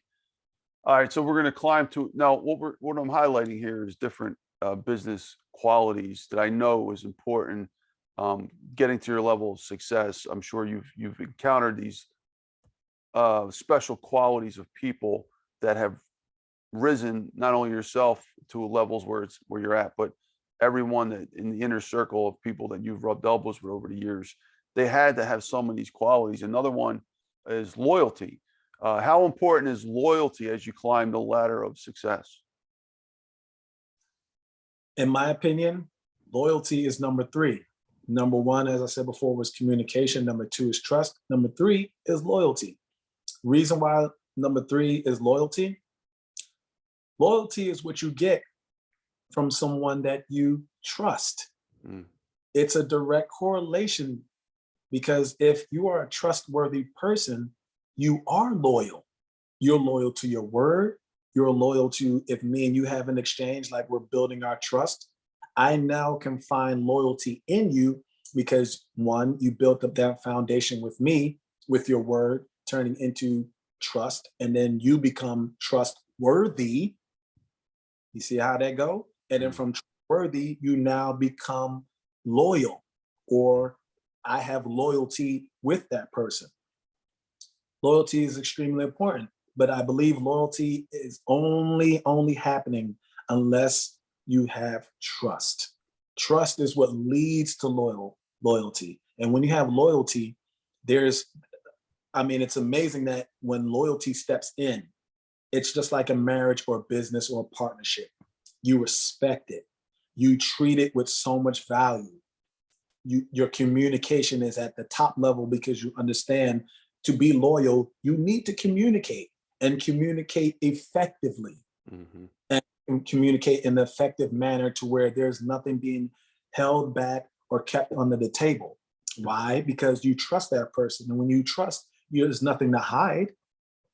There's everything for you to be open and be honest and be trustworthy about. And when you have those capabilities and you have those qualities, loyalty is really an easy thing after that. Very easy. And when you are loyal, you stay loyal. You don't disrespect loyalty by disrespecting trust, by telling lies, by not having your word be of value and then sticking to that word, because your word is coming from your communication, which leads to the word of trust. Then that trust builds into trustworthy, then trustworthy turns into loyalty. So you see right there how all three are important, but all three correlate. They correlate together. And you cannot have one without the other. But in order to get to loyalty, you got to get your communication right. You got to have a certain level of trust. Because when those things are at the right frequency and the right level, loyalty becomes real easy. And when you have two people that are loyal, amazing things can happen. Not only have you built upon a foundation with trust, but now you have an empire. Now you have a kingdom. Now you have a home or a house or an establishment, because the loyalty has been built. It's been built on the first floor, second floor, third, fourth, et cetera, et cetera. So loyalty is one thing that becomes easy when you do have trust and communication correlating together. Thank you, Frank. Frank, that was such a brilliant response. I want to hold a master class on that, because I really think, there's an old saying out there, and a lot of, especially a lot of people that have been on here, very successful leaders. There's a discussion we've had throughout Clubhouse, like you can teach skills, you can't teach character, right? What we're talking about here is a combination of both, mostly towards the character side, like the trust and the loyalty. Like that's a character flaw. If you don't have, if you can't like show that people trust you, or show trust to other people, let them trust you, you're doing something wrong that probably happened a long time ago. I believe that you can fix any problem, but the character flaws probably take the longest to help someone get through that. But that's a whole master class, man. So I'm really impressed with that answer. And I'm just saying, maybe next Friday. So folks, we got Frank Knuckles is coming to Clubhouse next Friday night. It's going to be amazing. We're going to tell you about that in just a little bit. Next Friday, that would be July 22nd, between 7 and 9 p.m. Eastern time, 2022. In case you're watching this 1,000 years in the future, we did hold that event. So yeah, thank you, Frank. Appreciate it. Brilliant responses so far. Moving on to the next topic. Some interesting stories working with Jimmy Fallon. Now, I know you already mentioned your story with Jimmy Fallon, but maybe one or two other ones you'd like to just share, something different besides bouncing around in an elevator with a cool toy. I would have loved to have been there, actually. It looked really fun. But anything else you'd like to add? Yeah, man. So many great memories on the Tonight Show with Jimmy Fallon, man. Jimmy Fallon is just such an amazing guy, fun-loving guy, great personality, so outgoing and genuine too as well. Wow. All right, here's one. We were shooting a commercial for the New York Yankees. In New York, they have this program called the Yes Program. It's their local programming for New York. And what we had to do was we had to dress up in Yankees uniforms. So I'm Philadelphia. We Phillies, we diehard Phillies. I'm like, you sure Philly? Like, Fallon, can we wear the Philly hat with the Yankee uniform on? Can we do that? It was like, nah, we got to go full Yankee gear. So, oh, man, you did it. all right. It was so hard for me. Oh my God. I was like crying and, you know, pulling my hair out. But it was amazing time, great time. We were able to go to Yankee Stadium. Of course, they closed the whole Yankee Stadium so we can be able to use Wow. you know, the stadium to shoot the commercial, be in the dugout, go through all these different things and, you know, shoot the commercial, run out on the field, you know, hit a couple things just for, you know, B-roll, camera B-rolls and all the things like that. So that was just a super fun and amazing time. And then what it was really done for, it was a commercial for the Yes, their local programming in New York. And then also it was infomercials for all the yellow cabs in New York. So I'm like, wait, I'm now gonna be in like all the cabs. Like anytime someone gets in the cab, like they're gonna see my face and the band members and everything in all the cabs. You know, in New York, that you know, yellow cabs is just everywhere. And I'm like, wow, this is about to be it. So it just like blew my mind. Like, wow, it just gets so much better being a part of the Tonight Show. So many things that I never thought I'll be able to be a part of. I'm able to be a part of, man. And just one more quick one is we were shooting commercials and shooting what's it called? Not only commercial, but we were shooting some parts for a roller coaster ride, which I'm now on at Universal Studios. We have the Tonight Show ride at Universal Studios Orlando. Wow. And shooting that for about a month, I think it was, at a what you call a state of the art the venue that would, you know, green screens everywhere, the HD cameras, everything like that, to be able to, you know, shoot everything that's going to go into this roller coaster ride. So that was one thing that was like, dude, not only during Cavs, now you're going to be on a roller coaster ride in Universal Studios. And this is what I'm talking about. Life will just like, you be in the right position and in the right opportunity, life will just give you amazing things that you never thought you'd be a part of. And you just have to step in confidently, believe in yourself, and just go ahead and meet the goal. So that one right there was just something that, another just amazing moment with the Tonight Show. Frank, if Jimmy Fallon invited you back, the personal brand yourself, to be a guest on his show, would you say yeah? Yes, I would. All right. Looking forward to that. That would be incredible. Well, thank you. Appreciate the response. It's a great response so far. Why do you love Philadelphia so much? Maybe 30 seconds or less. I love Philadelphia because Philadelphia is a city that made me. I'm born in Kingston, Jamaica, Barbican Road, but Philadelphia is the city that made me. They taught me everything that I needed to know. Philadelphia has taught me how to work hard and then work even harder and continue to believe, never give up, but stay confident, knowing that you can be whatever you want to be in this life. But Philadelphia is the city that prepared me and got me ready for the rest of the world. I love Philadelphia. Mm. Ditto that, man. I love it too. It's a beautiful city. It's sad to see what's happening here in our city right now, but you know, people like us, you know, we're here as a testimony that you can still love your city despite things that are happening. And we got great people in our city, great people in Philadelphia. It's just, you know, it's just tragic times the way events are rolling out. Thank you, Frank. Appreciate that. Is it important for successful people to not forget their roots? Why or why not? Speaking of Philadelphia, speaking of the roots. It's very important because you never want to forget where you came from. You never want to forget where you've been, because to go somewhere where you've never been, you have to reflect on where you've gone. You have to reflect on things that has happened in your life in the past that has propelled you to go where you needed to go in life. Or it actually was the trajectory to shoot you right to where you're supposed to be in life, where you're supposed to go in life, and who you are supposed to be in life. So we're talking about something that is just crucial. And it's important that as human beings that we stay aligned, we stay focused, we making sure we dot our I's and we cross our T's to make sure that when those opportunities present itself, especially when life lets us know and give us those signals, we're able to see it, we're able to receive it, and then we're able to execute and act on it. Because life will always give you every sign, but if you're not looking at it, you're going to miss your exit.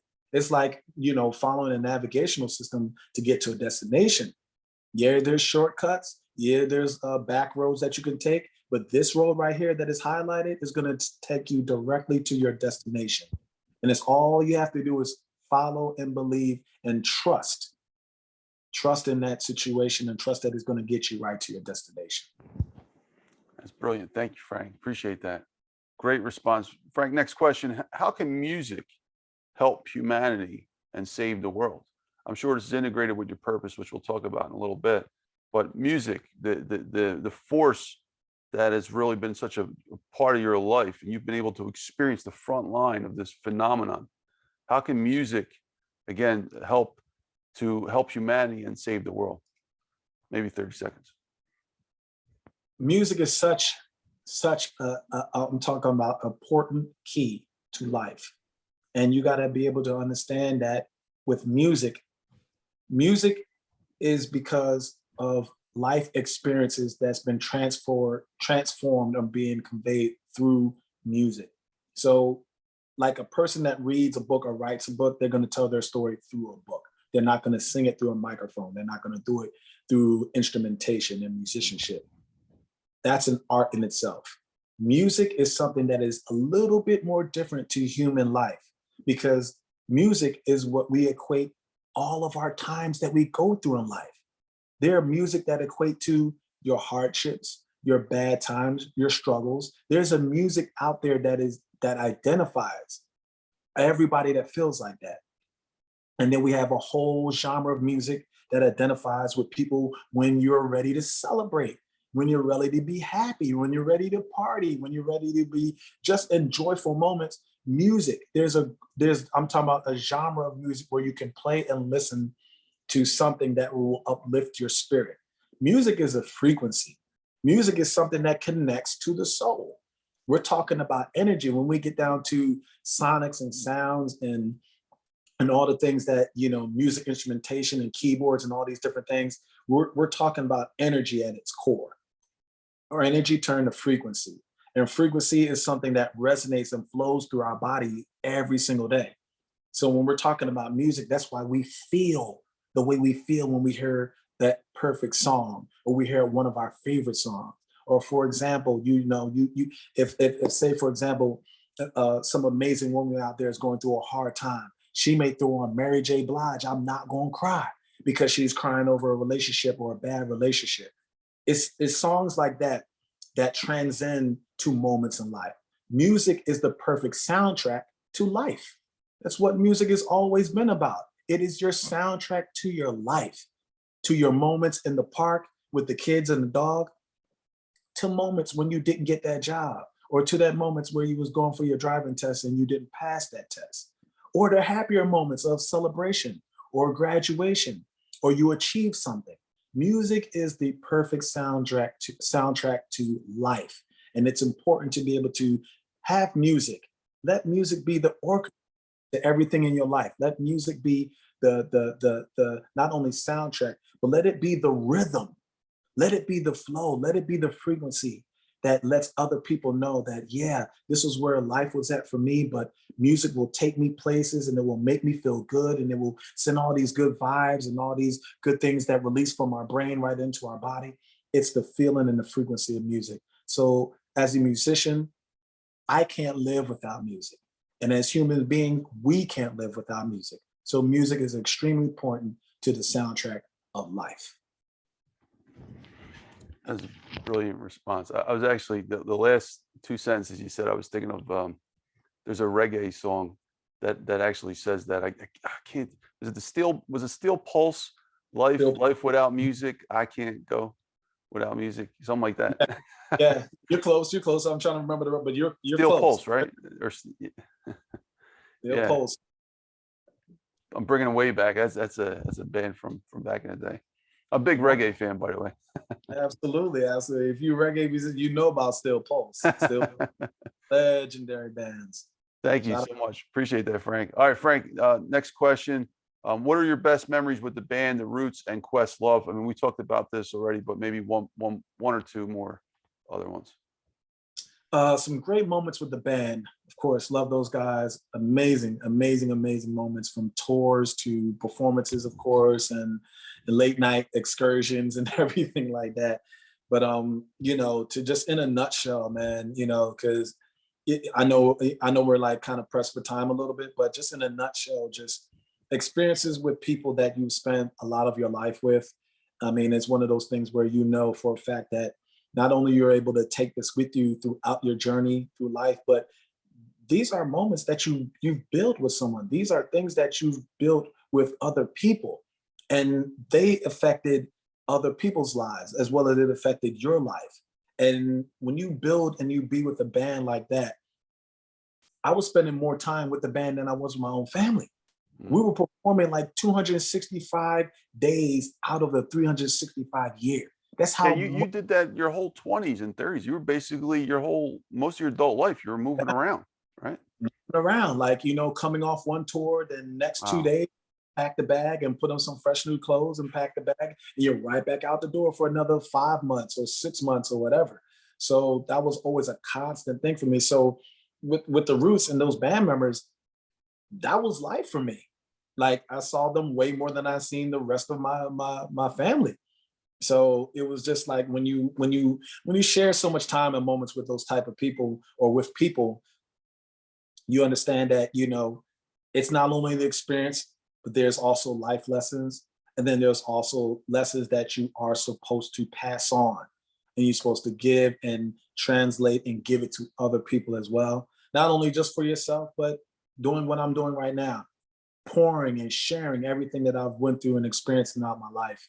And with amazing people that I've been privileged and honored to be able to be a part and perform and play with and even sit and just talk with, like what we're doing right now. I think it was just super incredible, and it was a part of life. And then I'm using it as a purposeful moment to be able to pour in and share those testimonies and those experiences with as many people as I can. Thank you, Frank. That was brilliant. Frank, should all band members, I want to preface this question, should all band members plan to eventually be greatly independent? Like, I just want to talk about small groups, for example. So some examples like, you know, the Beatles, they all eventually wound up doing their own thing. The Jackson 5, Michael Jackson went and did his own thing. There's so many examples in history where you start with a small group and then eventually everybody does their own thing. This happens in families when you have kids, and then the kid goes and he has his own, or she has their own family, and they have their kids and they have their own family, right? Like starting with small groups, but eventually people doing their own thing. I noticed the trend in bands. It's very rare where you get a band that still goes for 30, 40 years. I mean, maybe Rolling Stones, maybe U2, you know, very, very few examples. Do you think maybe it's just instinctively that all band members should plan eventually to just go on their own? And no offense to anybody, it's just our natural course. We start out and then eventually we'll all be our own superstars individually. Yeah, I believe it's true because it's about growth, man. Everything is about growth. I mean, you band members, I mean, you have the lead and then you have the band. Bands are great, but bands are brought together in a moment and for a specific part of time. Bands are not really meant to be forever. You can have a band be forever. You can stick together. You can, you know, for example, you can like say branch off and do your own thing and then come back together as a band. But Mm-hmm. honestly, it's really about growth because when you understand about greatness, the thing about greatness, you know you're great, and everybody has greatness in them. But then there's those special other ones that they know that it's about stepping away from a band or a situation so that you can become great. Like what I had to do. It was about growth. It was about, okay, I kept hitting the ceiling. I've done everything at this point. I want to now go to space. I want to crack the sky, but I keep hitting the ceiling. I have to leave and now get into an open atmosphere where I can now shoot for the stars and now shoot for the skies, because it was about growth. Bands, great being together, but growth is where everyone should have the opportunity to do. And it's upon you at the end of the day to understand that greatness that is within you, and then use that greatness to propel you to greater things. Greatness not just stands at greatest, but greater things in life that are waiting from you. But you have to have the confidence to step away. And with bands, it requires that happens sometimes, because you see that one person that does leave the band, they go off and they do something amazing by themselves. And now that they've done that, they're their own identity. They're their own brand. They're their own personality. But we wouldn't be able to see that if they didn't step away. If they weren't afraid to grow, we would not be able to see that. So it was all about growth. But when about growth, you got to be confident to step out and be able to grow. That's the key. It's about growth. Frank, a concept from Napoleon Hill's Think and Grow Rich book called The Mastermind. This book was created in 1937. The mastermind, he said, it's paraphrase him, when you have, so he got, he became who he became because Andrew Carnegie, one of the richest guys in the world, gave him a task. So he was able to put this book together after interviewing 500 plus top entrepreneurs of that time, people like Henry Ford and Thomas Edison. Anyway, the mastermind concept, you got 5 people in a group, but together there's actually a 6th mind. So you're actually stronger because the sum of its parts are stronger than the whole is stronger than the sum of its parts. Like when you're together, you're actually stronger. So the reason I'm mentioning this is because let's say you got a band member, 5 members, they all become great as a band. Now, each one of them does like what you did. They all go on their own. They all become 5 individual great members of their own band. They are their own individual personal brand now. And then they come back later and they might unite and become a band again just because. But now this band is not just a band anymore. It's a different band. It's a band of 5 greater members, not just the simple members before. So the concept of mastermind, these 5 people are now together much stronger than they would have been because they all became great on their own and achieved that level of greatness you were talking about individually. So this cycle doesn't have to stop necessarily at, oh, we all leave, right, and become great. You can reunite and you'll be even stronger because your new circumstances, your new experiences you've encountered individually to make yourself individually great, when you come back, will make the team even better. So, I mean, would you agree with that? Let's say the Roots, every one of the members pulled off what you did, and they come back 5 years from now, and you're all superstars, and you're the Roots again, but you're a different kind of Roots. Yeah, I think that'd be great. Like, who would not want that as a band? You guys be a band, everybody break off, become their own greatness, their own greater self, and then reassemble back like Voltron, and then boom, we're like this superpower band all now because everybody wasn't afraid, 1, to grow, and 2, they was able to step out and become great. Find the greatness so you can become your greater self, and then come back and become this Voltron superpower band of greatness. Like that, I totally agree with all of that. And I'm just trying to think of an example. I mean, we have many examples of bands that literally have done that. They're very few, but there is examples out there. The Beatles, maybe, but I mean, John Lennon died, but other than they did go their own way. Paul McCartney went his way, and they came back. They did some reuniting shows. There's not too many. Yeah, it's not too many, but they're out there. But I mean, that was a great point of bringing that out, man. Stepping out, not being afraid to grow, but grow so you can become great. And then when you become great, you become a greater person. A greater person. Bring that back to the great band. Now we are the greatest band on the planet. You know what I'm saying? So yes, man, great example, Dr. Finance. That was awesome. Thank you, Frank. Frank, okay, can you play? Quick question. Now, you already mentioned this earlier, so you won't be able to play today, but can you play for us maybe a song when we get to Clubhouse next Friday? You think you'd be able to set that up? Yeah, I'm gonna put something together. I'm gonna figure it out. I'm gonna put something special together, whether I play something from the studio or I find a cool way of how to, like, play something on Clubhouse. 'Cause the audio is still kind of different on Yeah. Clubhouse.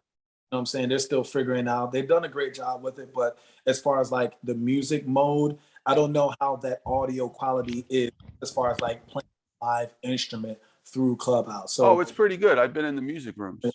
okay, okay. Well, I'm gonna have to go ahead and get at a try then, and just give you guys something special. Special show on Friday night, July 22nd, Clubhouse. Make sure you're there. It's gonna be amazing. You know what I was thinking? Like now that you're on your own, so like, what Jimmy Fallon's got, hey, I'm a Clubhouse guy. We met on Clubhouse. You see what I do is interviewing people every Friday. I need a band too, like someone that in the background.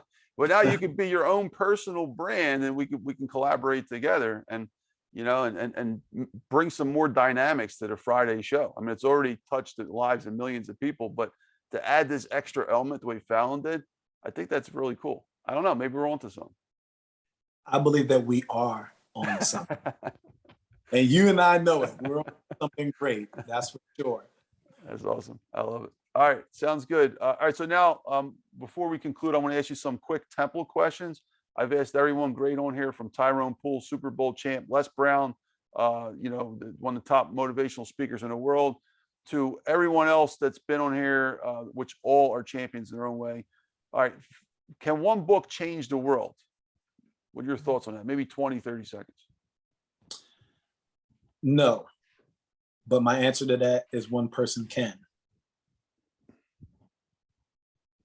Okay.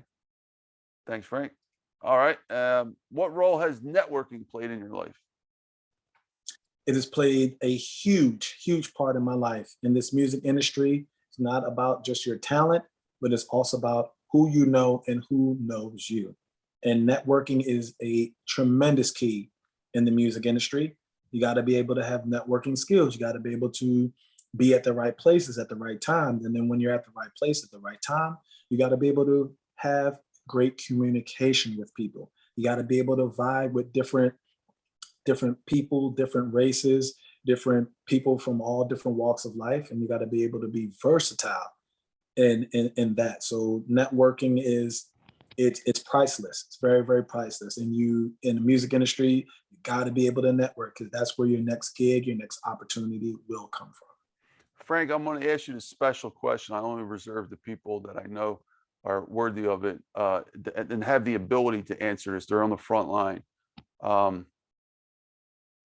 So if the next Michael Jackson, he's standing on the corner right now.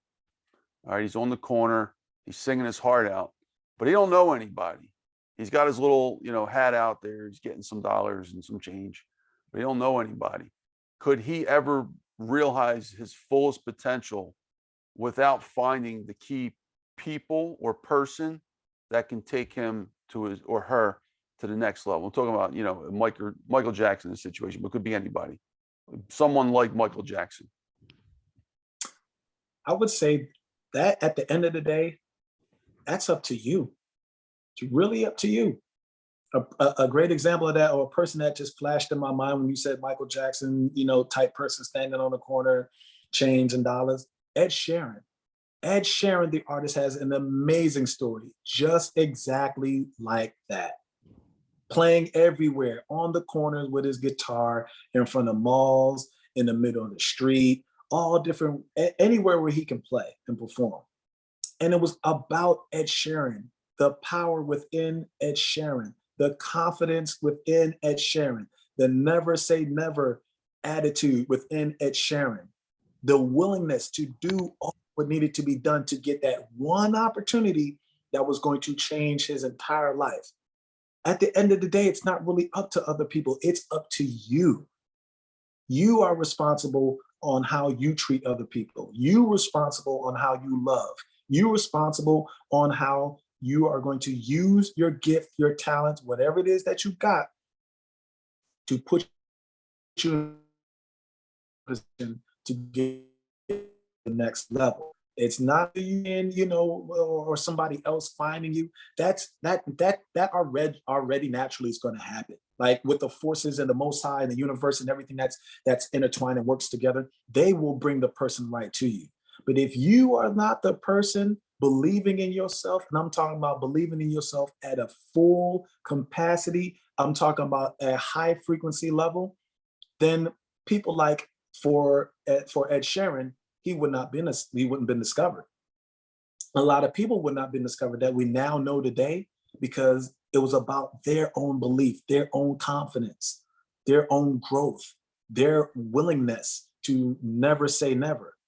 And it's about that, what propels people to meeting the people that is going to change their life, meeting or putting them in a place and space where the opportunity meets you.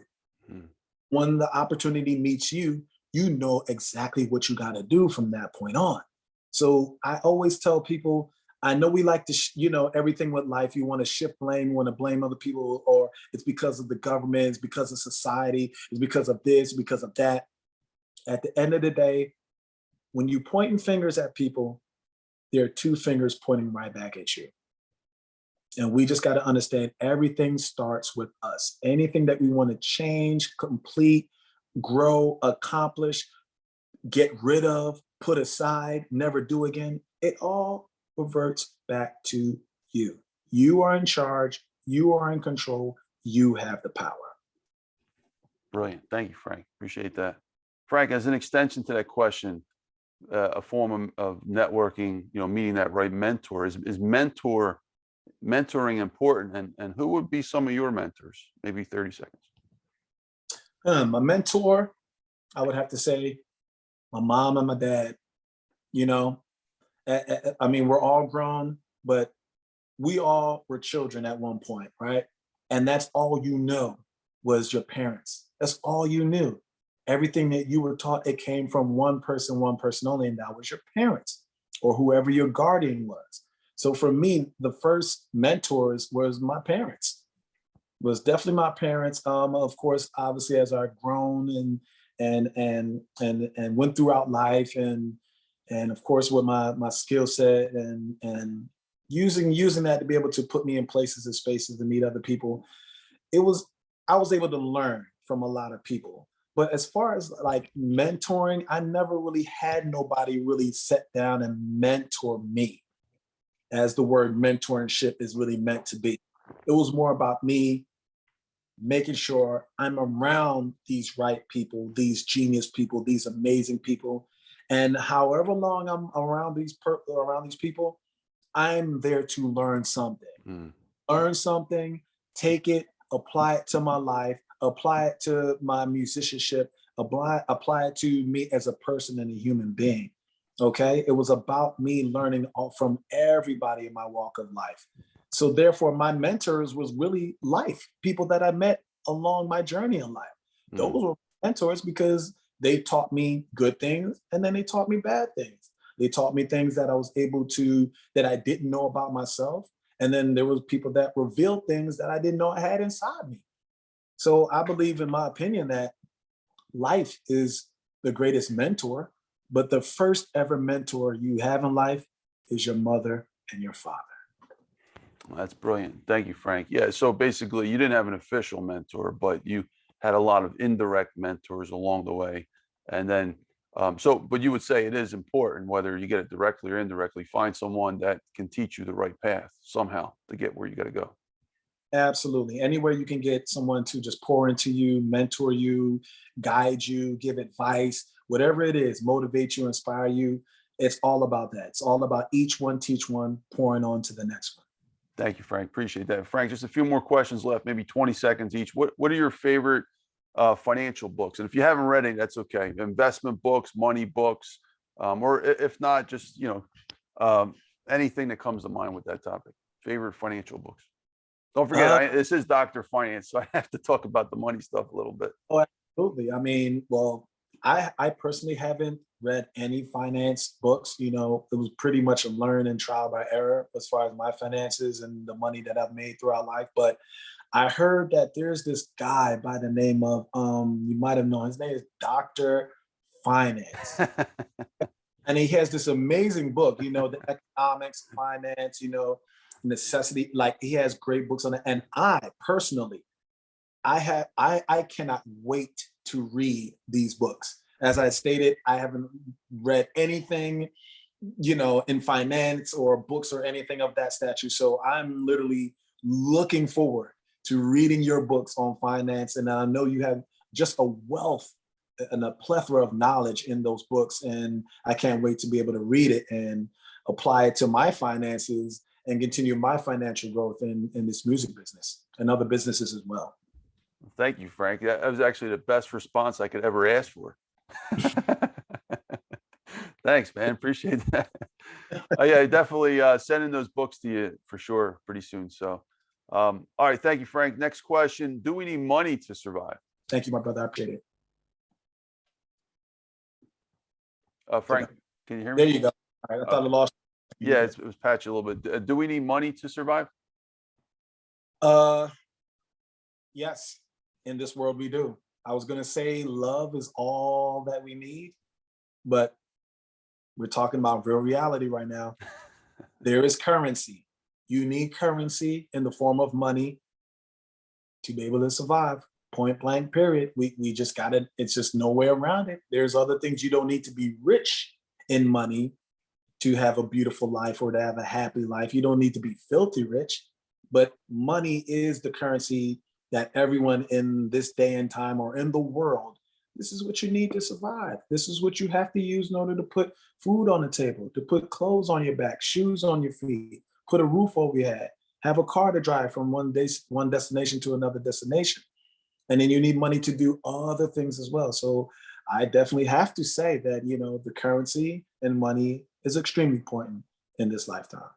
Thank you, Frank. And I'm starting to doubt that you haven't snuck a peek at some of my books already, because that's really interesting. That's that's the concepts. Yeah. So you're spot on with that. A lot of my arguments are about survival and money needed. And actually, I take a different stance on finance. Finance to me is an extension of survival. That's why my last book's called The Survival of the Richest. So thank you. Great, brilliant response, Frank. Frank, next question.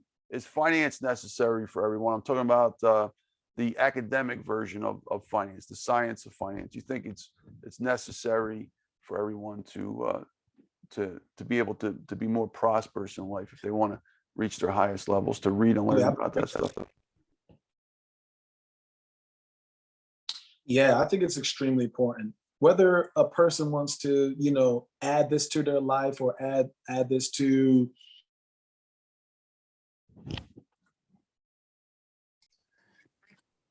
Folks, we are back. We had a little technical glitch.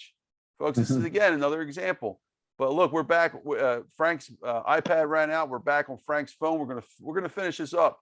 And as we were talking about with the conversation of trust earlier, do what you say you're going to do. And that's what we're doing here. We're going to finish this podcast. We're going to make this interview beautiful. All right. So Frank, we were on the question of, is finance necessary for everyone? And maybe 10, 20 seconds for that one. What do you think?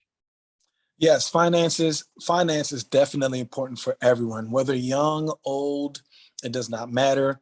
You want to be able to have financial education, finances and education on knowing how to not only maneuver and how to use your money wisely or spend your money wisely, but it's all about diversity, having your money make money for you, able to talk with people such as yourself and knowing that if I invest, say, $1,000 into this company or into this brand, it's going to be able to turn not only revenue, but also other opportunities that will be able to be involved with and be a part of.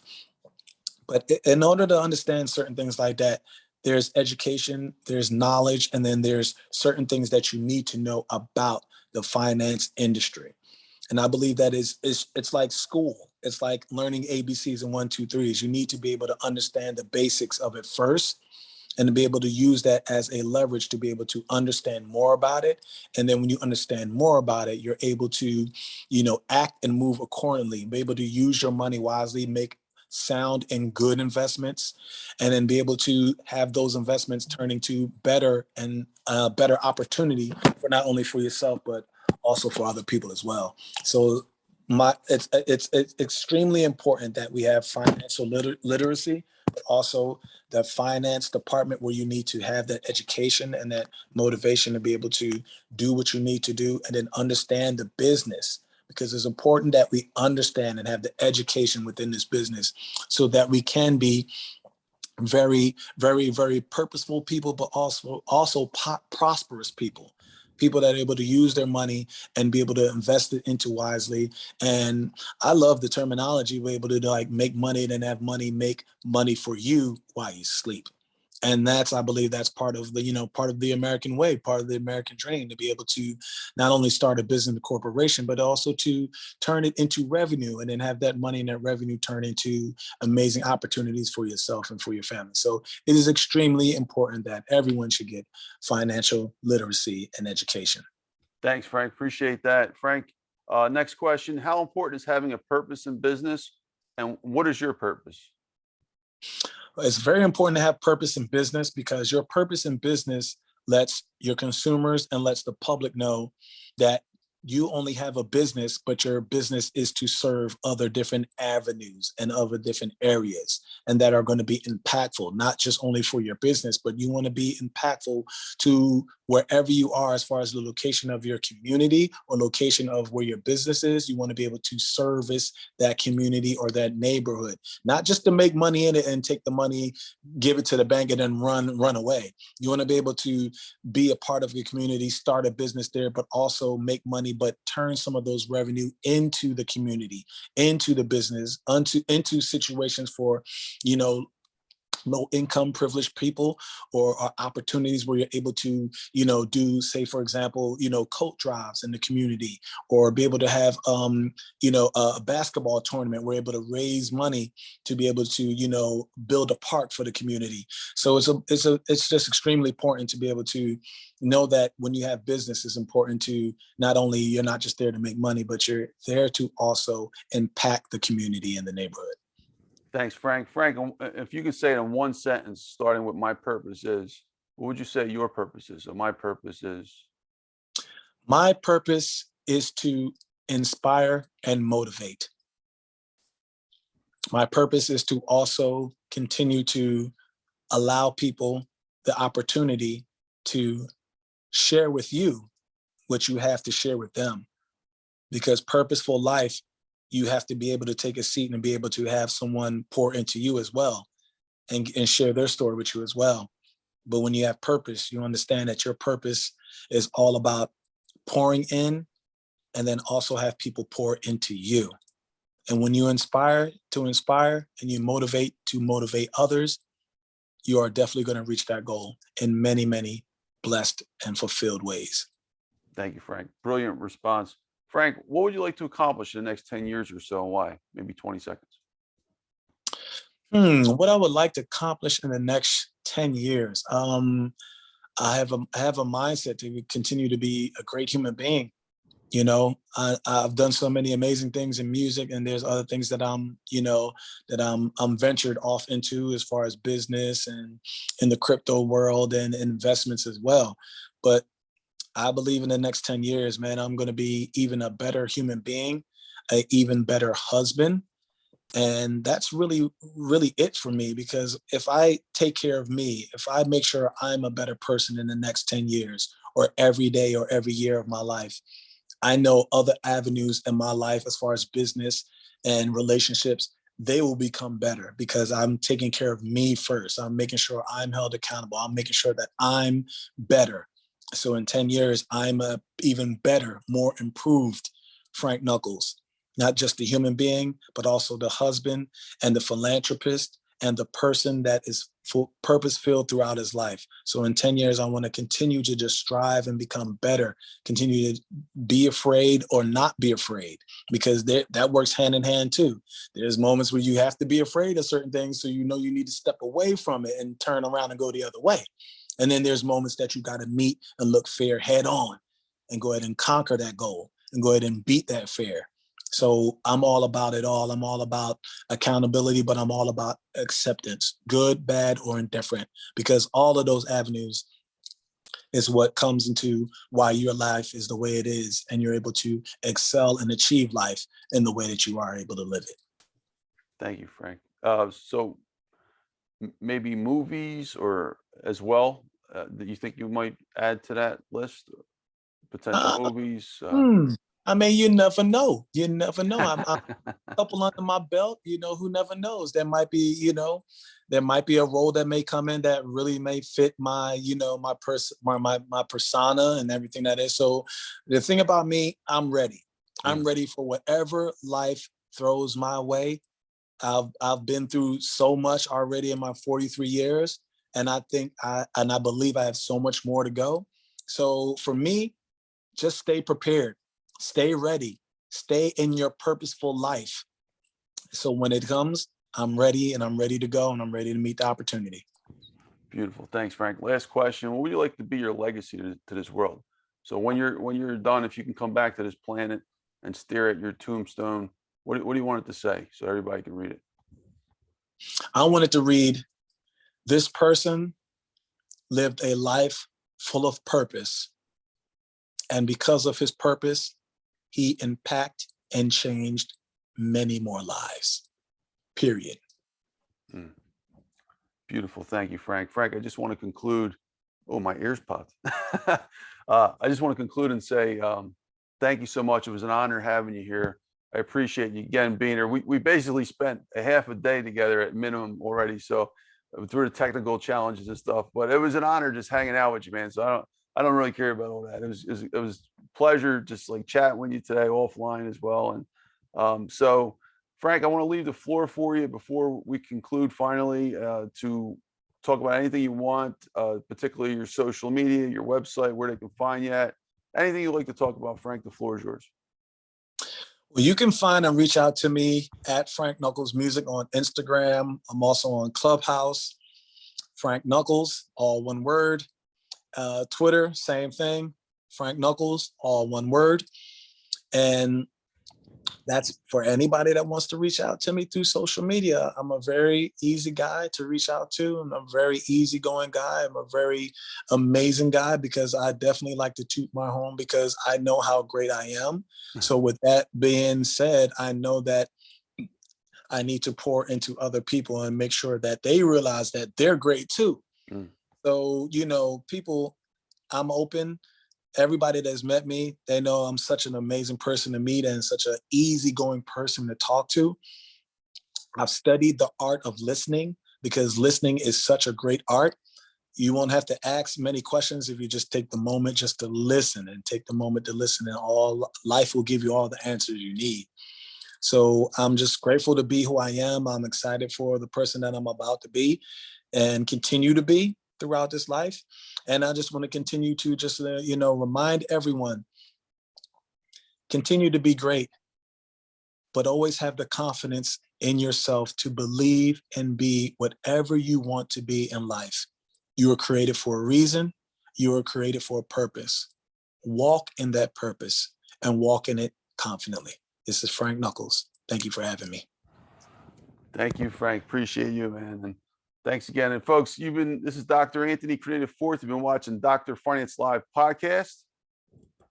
So here on the window, we got drfinance.info. That's the website. Make sure that you subscribe and confirm to the newsletter, which will give you access to all this stuff, particularly on the podcast page where you'll see links to interviews like Frank here. So Frank Knuckles Walker, don't forget to follow him on his social media. Also, you can follow this podcast on social media. So it'll be posted to YouTube and all the different directories. Make sure you like, love, comment, whatever you feel is necessary. Definitely check it out, though. It will be there very shortly. And also, folks, if you're interested in learning more about finance, we got the Necessity of Finance, my first book I wrote as a university professor about 10 years ago. This was for finance students, an overview. But as I wrote that book, I started realizing things about myself. I kept talking about the struggle and survival, and I couldn't figure it out. But that led me to my second book, The Most Important Lessons in Economics and Finance. And that question still kept burning in me. Why do I love the concept of survival so much? Is it because I'm from Philly and, you know, Rocky, all that stuff? Or, you know, is it possibly that my martial arts background? Well, anyway, I decided to write my last book called The Survival of the Richest, 500+ page book. The first part of the argument, which extends to finance being an extension of survival and economics, starts with an overview of survivalism, the science of survival. So if you're interested in that, folks, definitely check that out. But love serving you on these podcast episodes. And also don't forget, Frank is coming to Clubhouse next Friday night. If you're there between 7 and 9 p.m. Eastern time, we always hold the room from about 6:30 to midnight, roughly speaking. That's p.m. Eastern time. But Frank, the main guest speaker, has got that 2-hour block of window at minimum. So thank you, folks. Looking forward to seeing you again. And Dr. Finance sign out. Thanks, Frank. Appreciate you. Bye-bye, everybody. Take care, everybody. Peace, love, and happiness.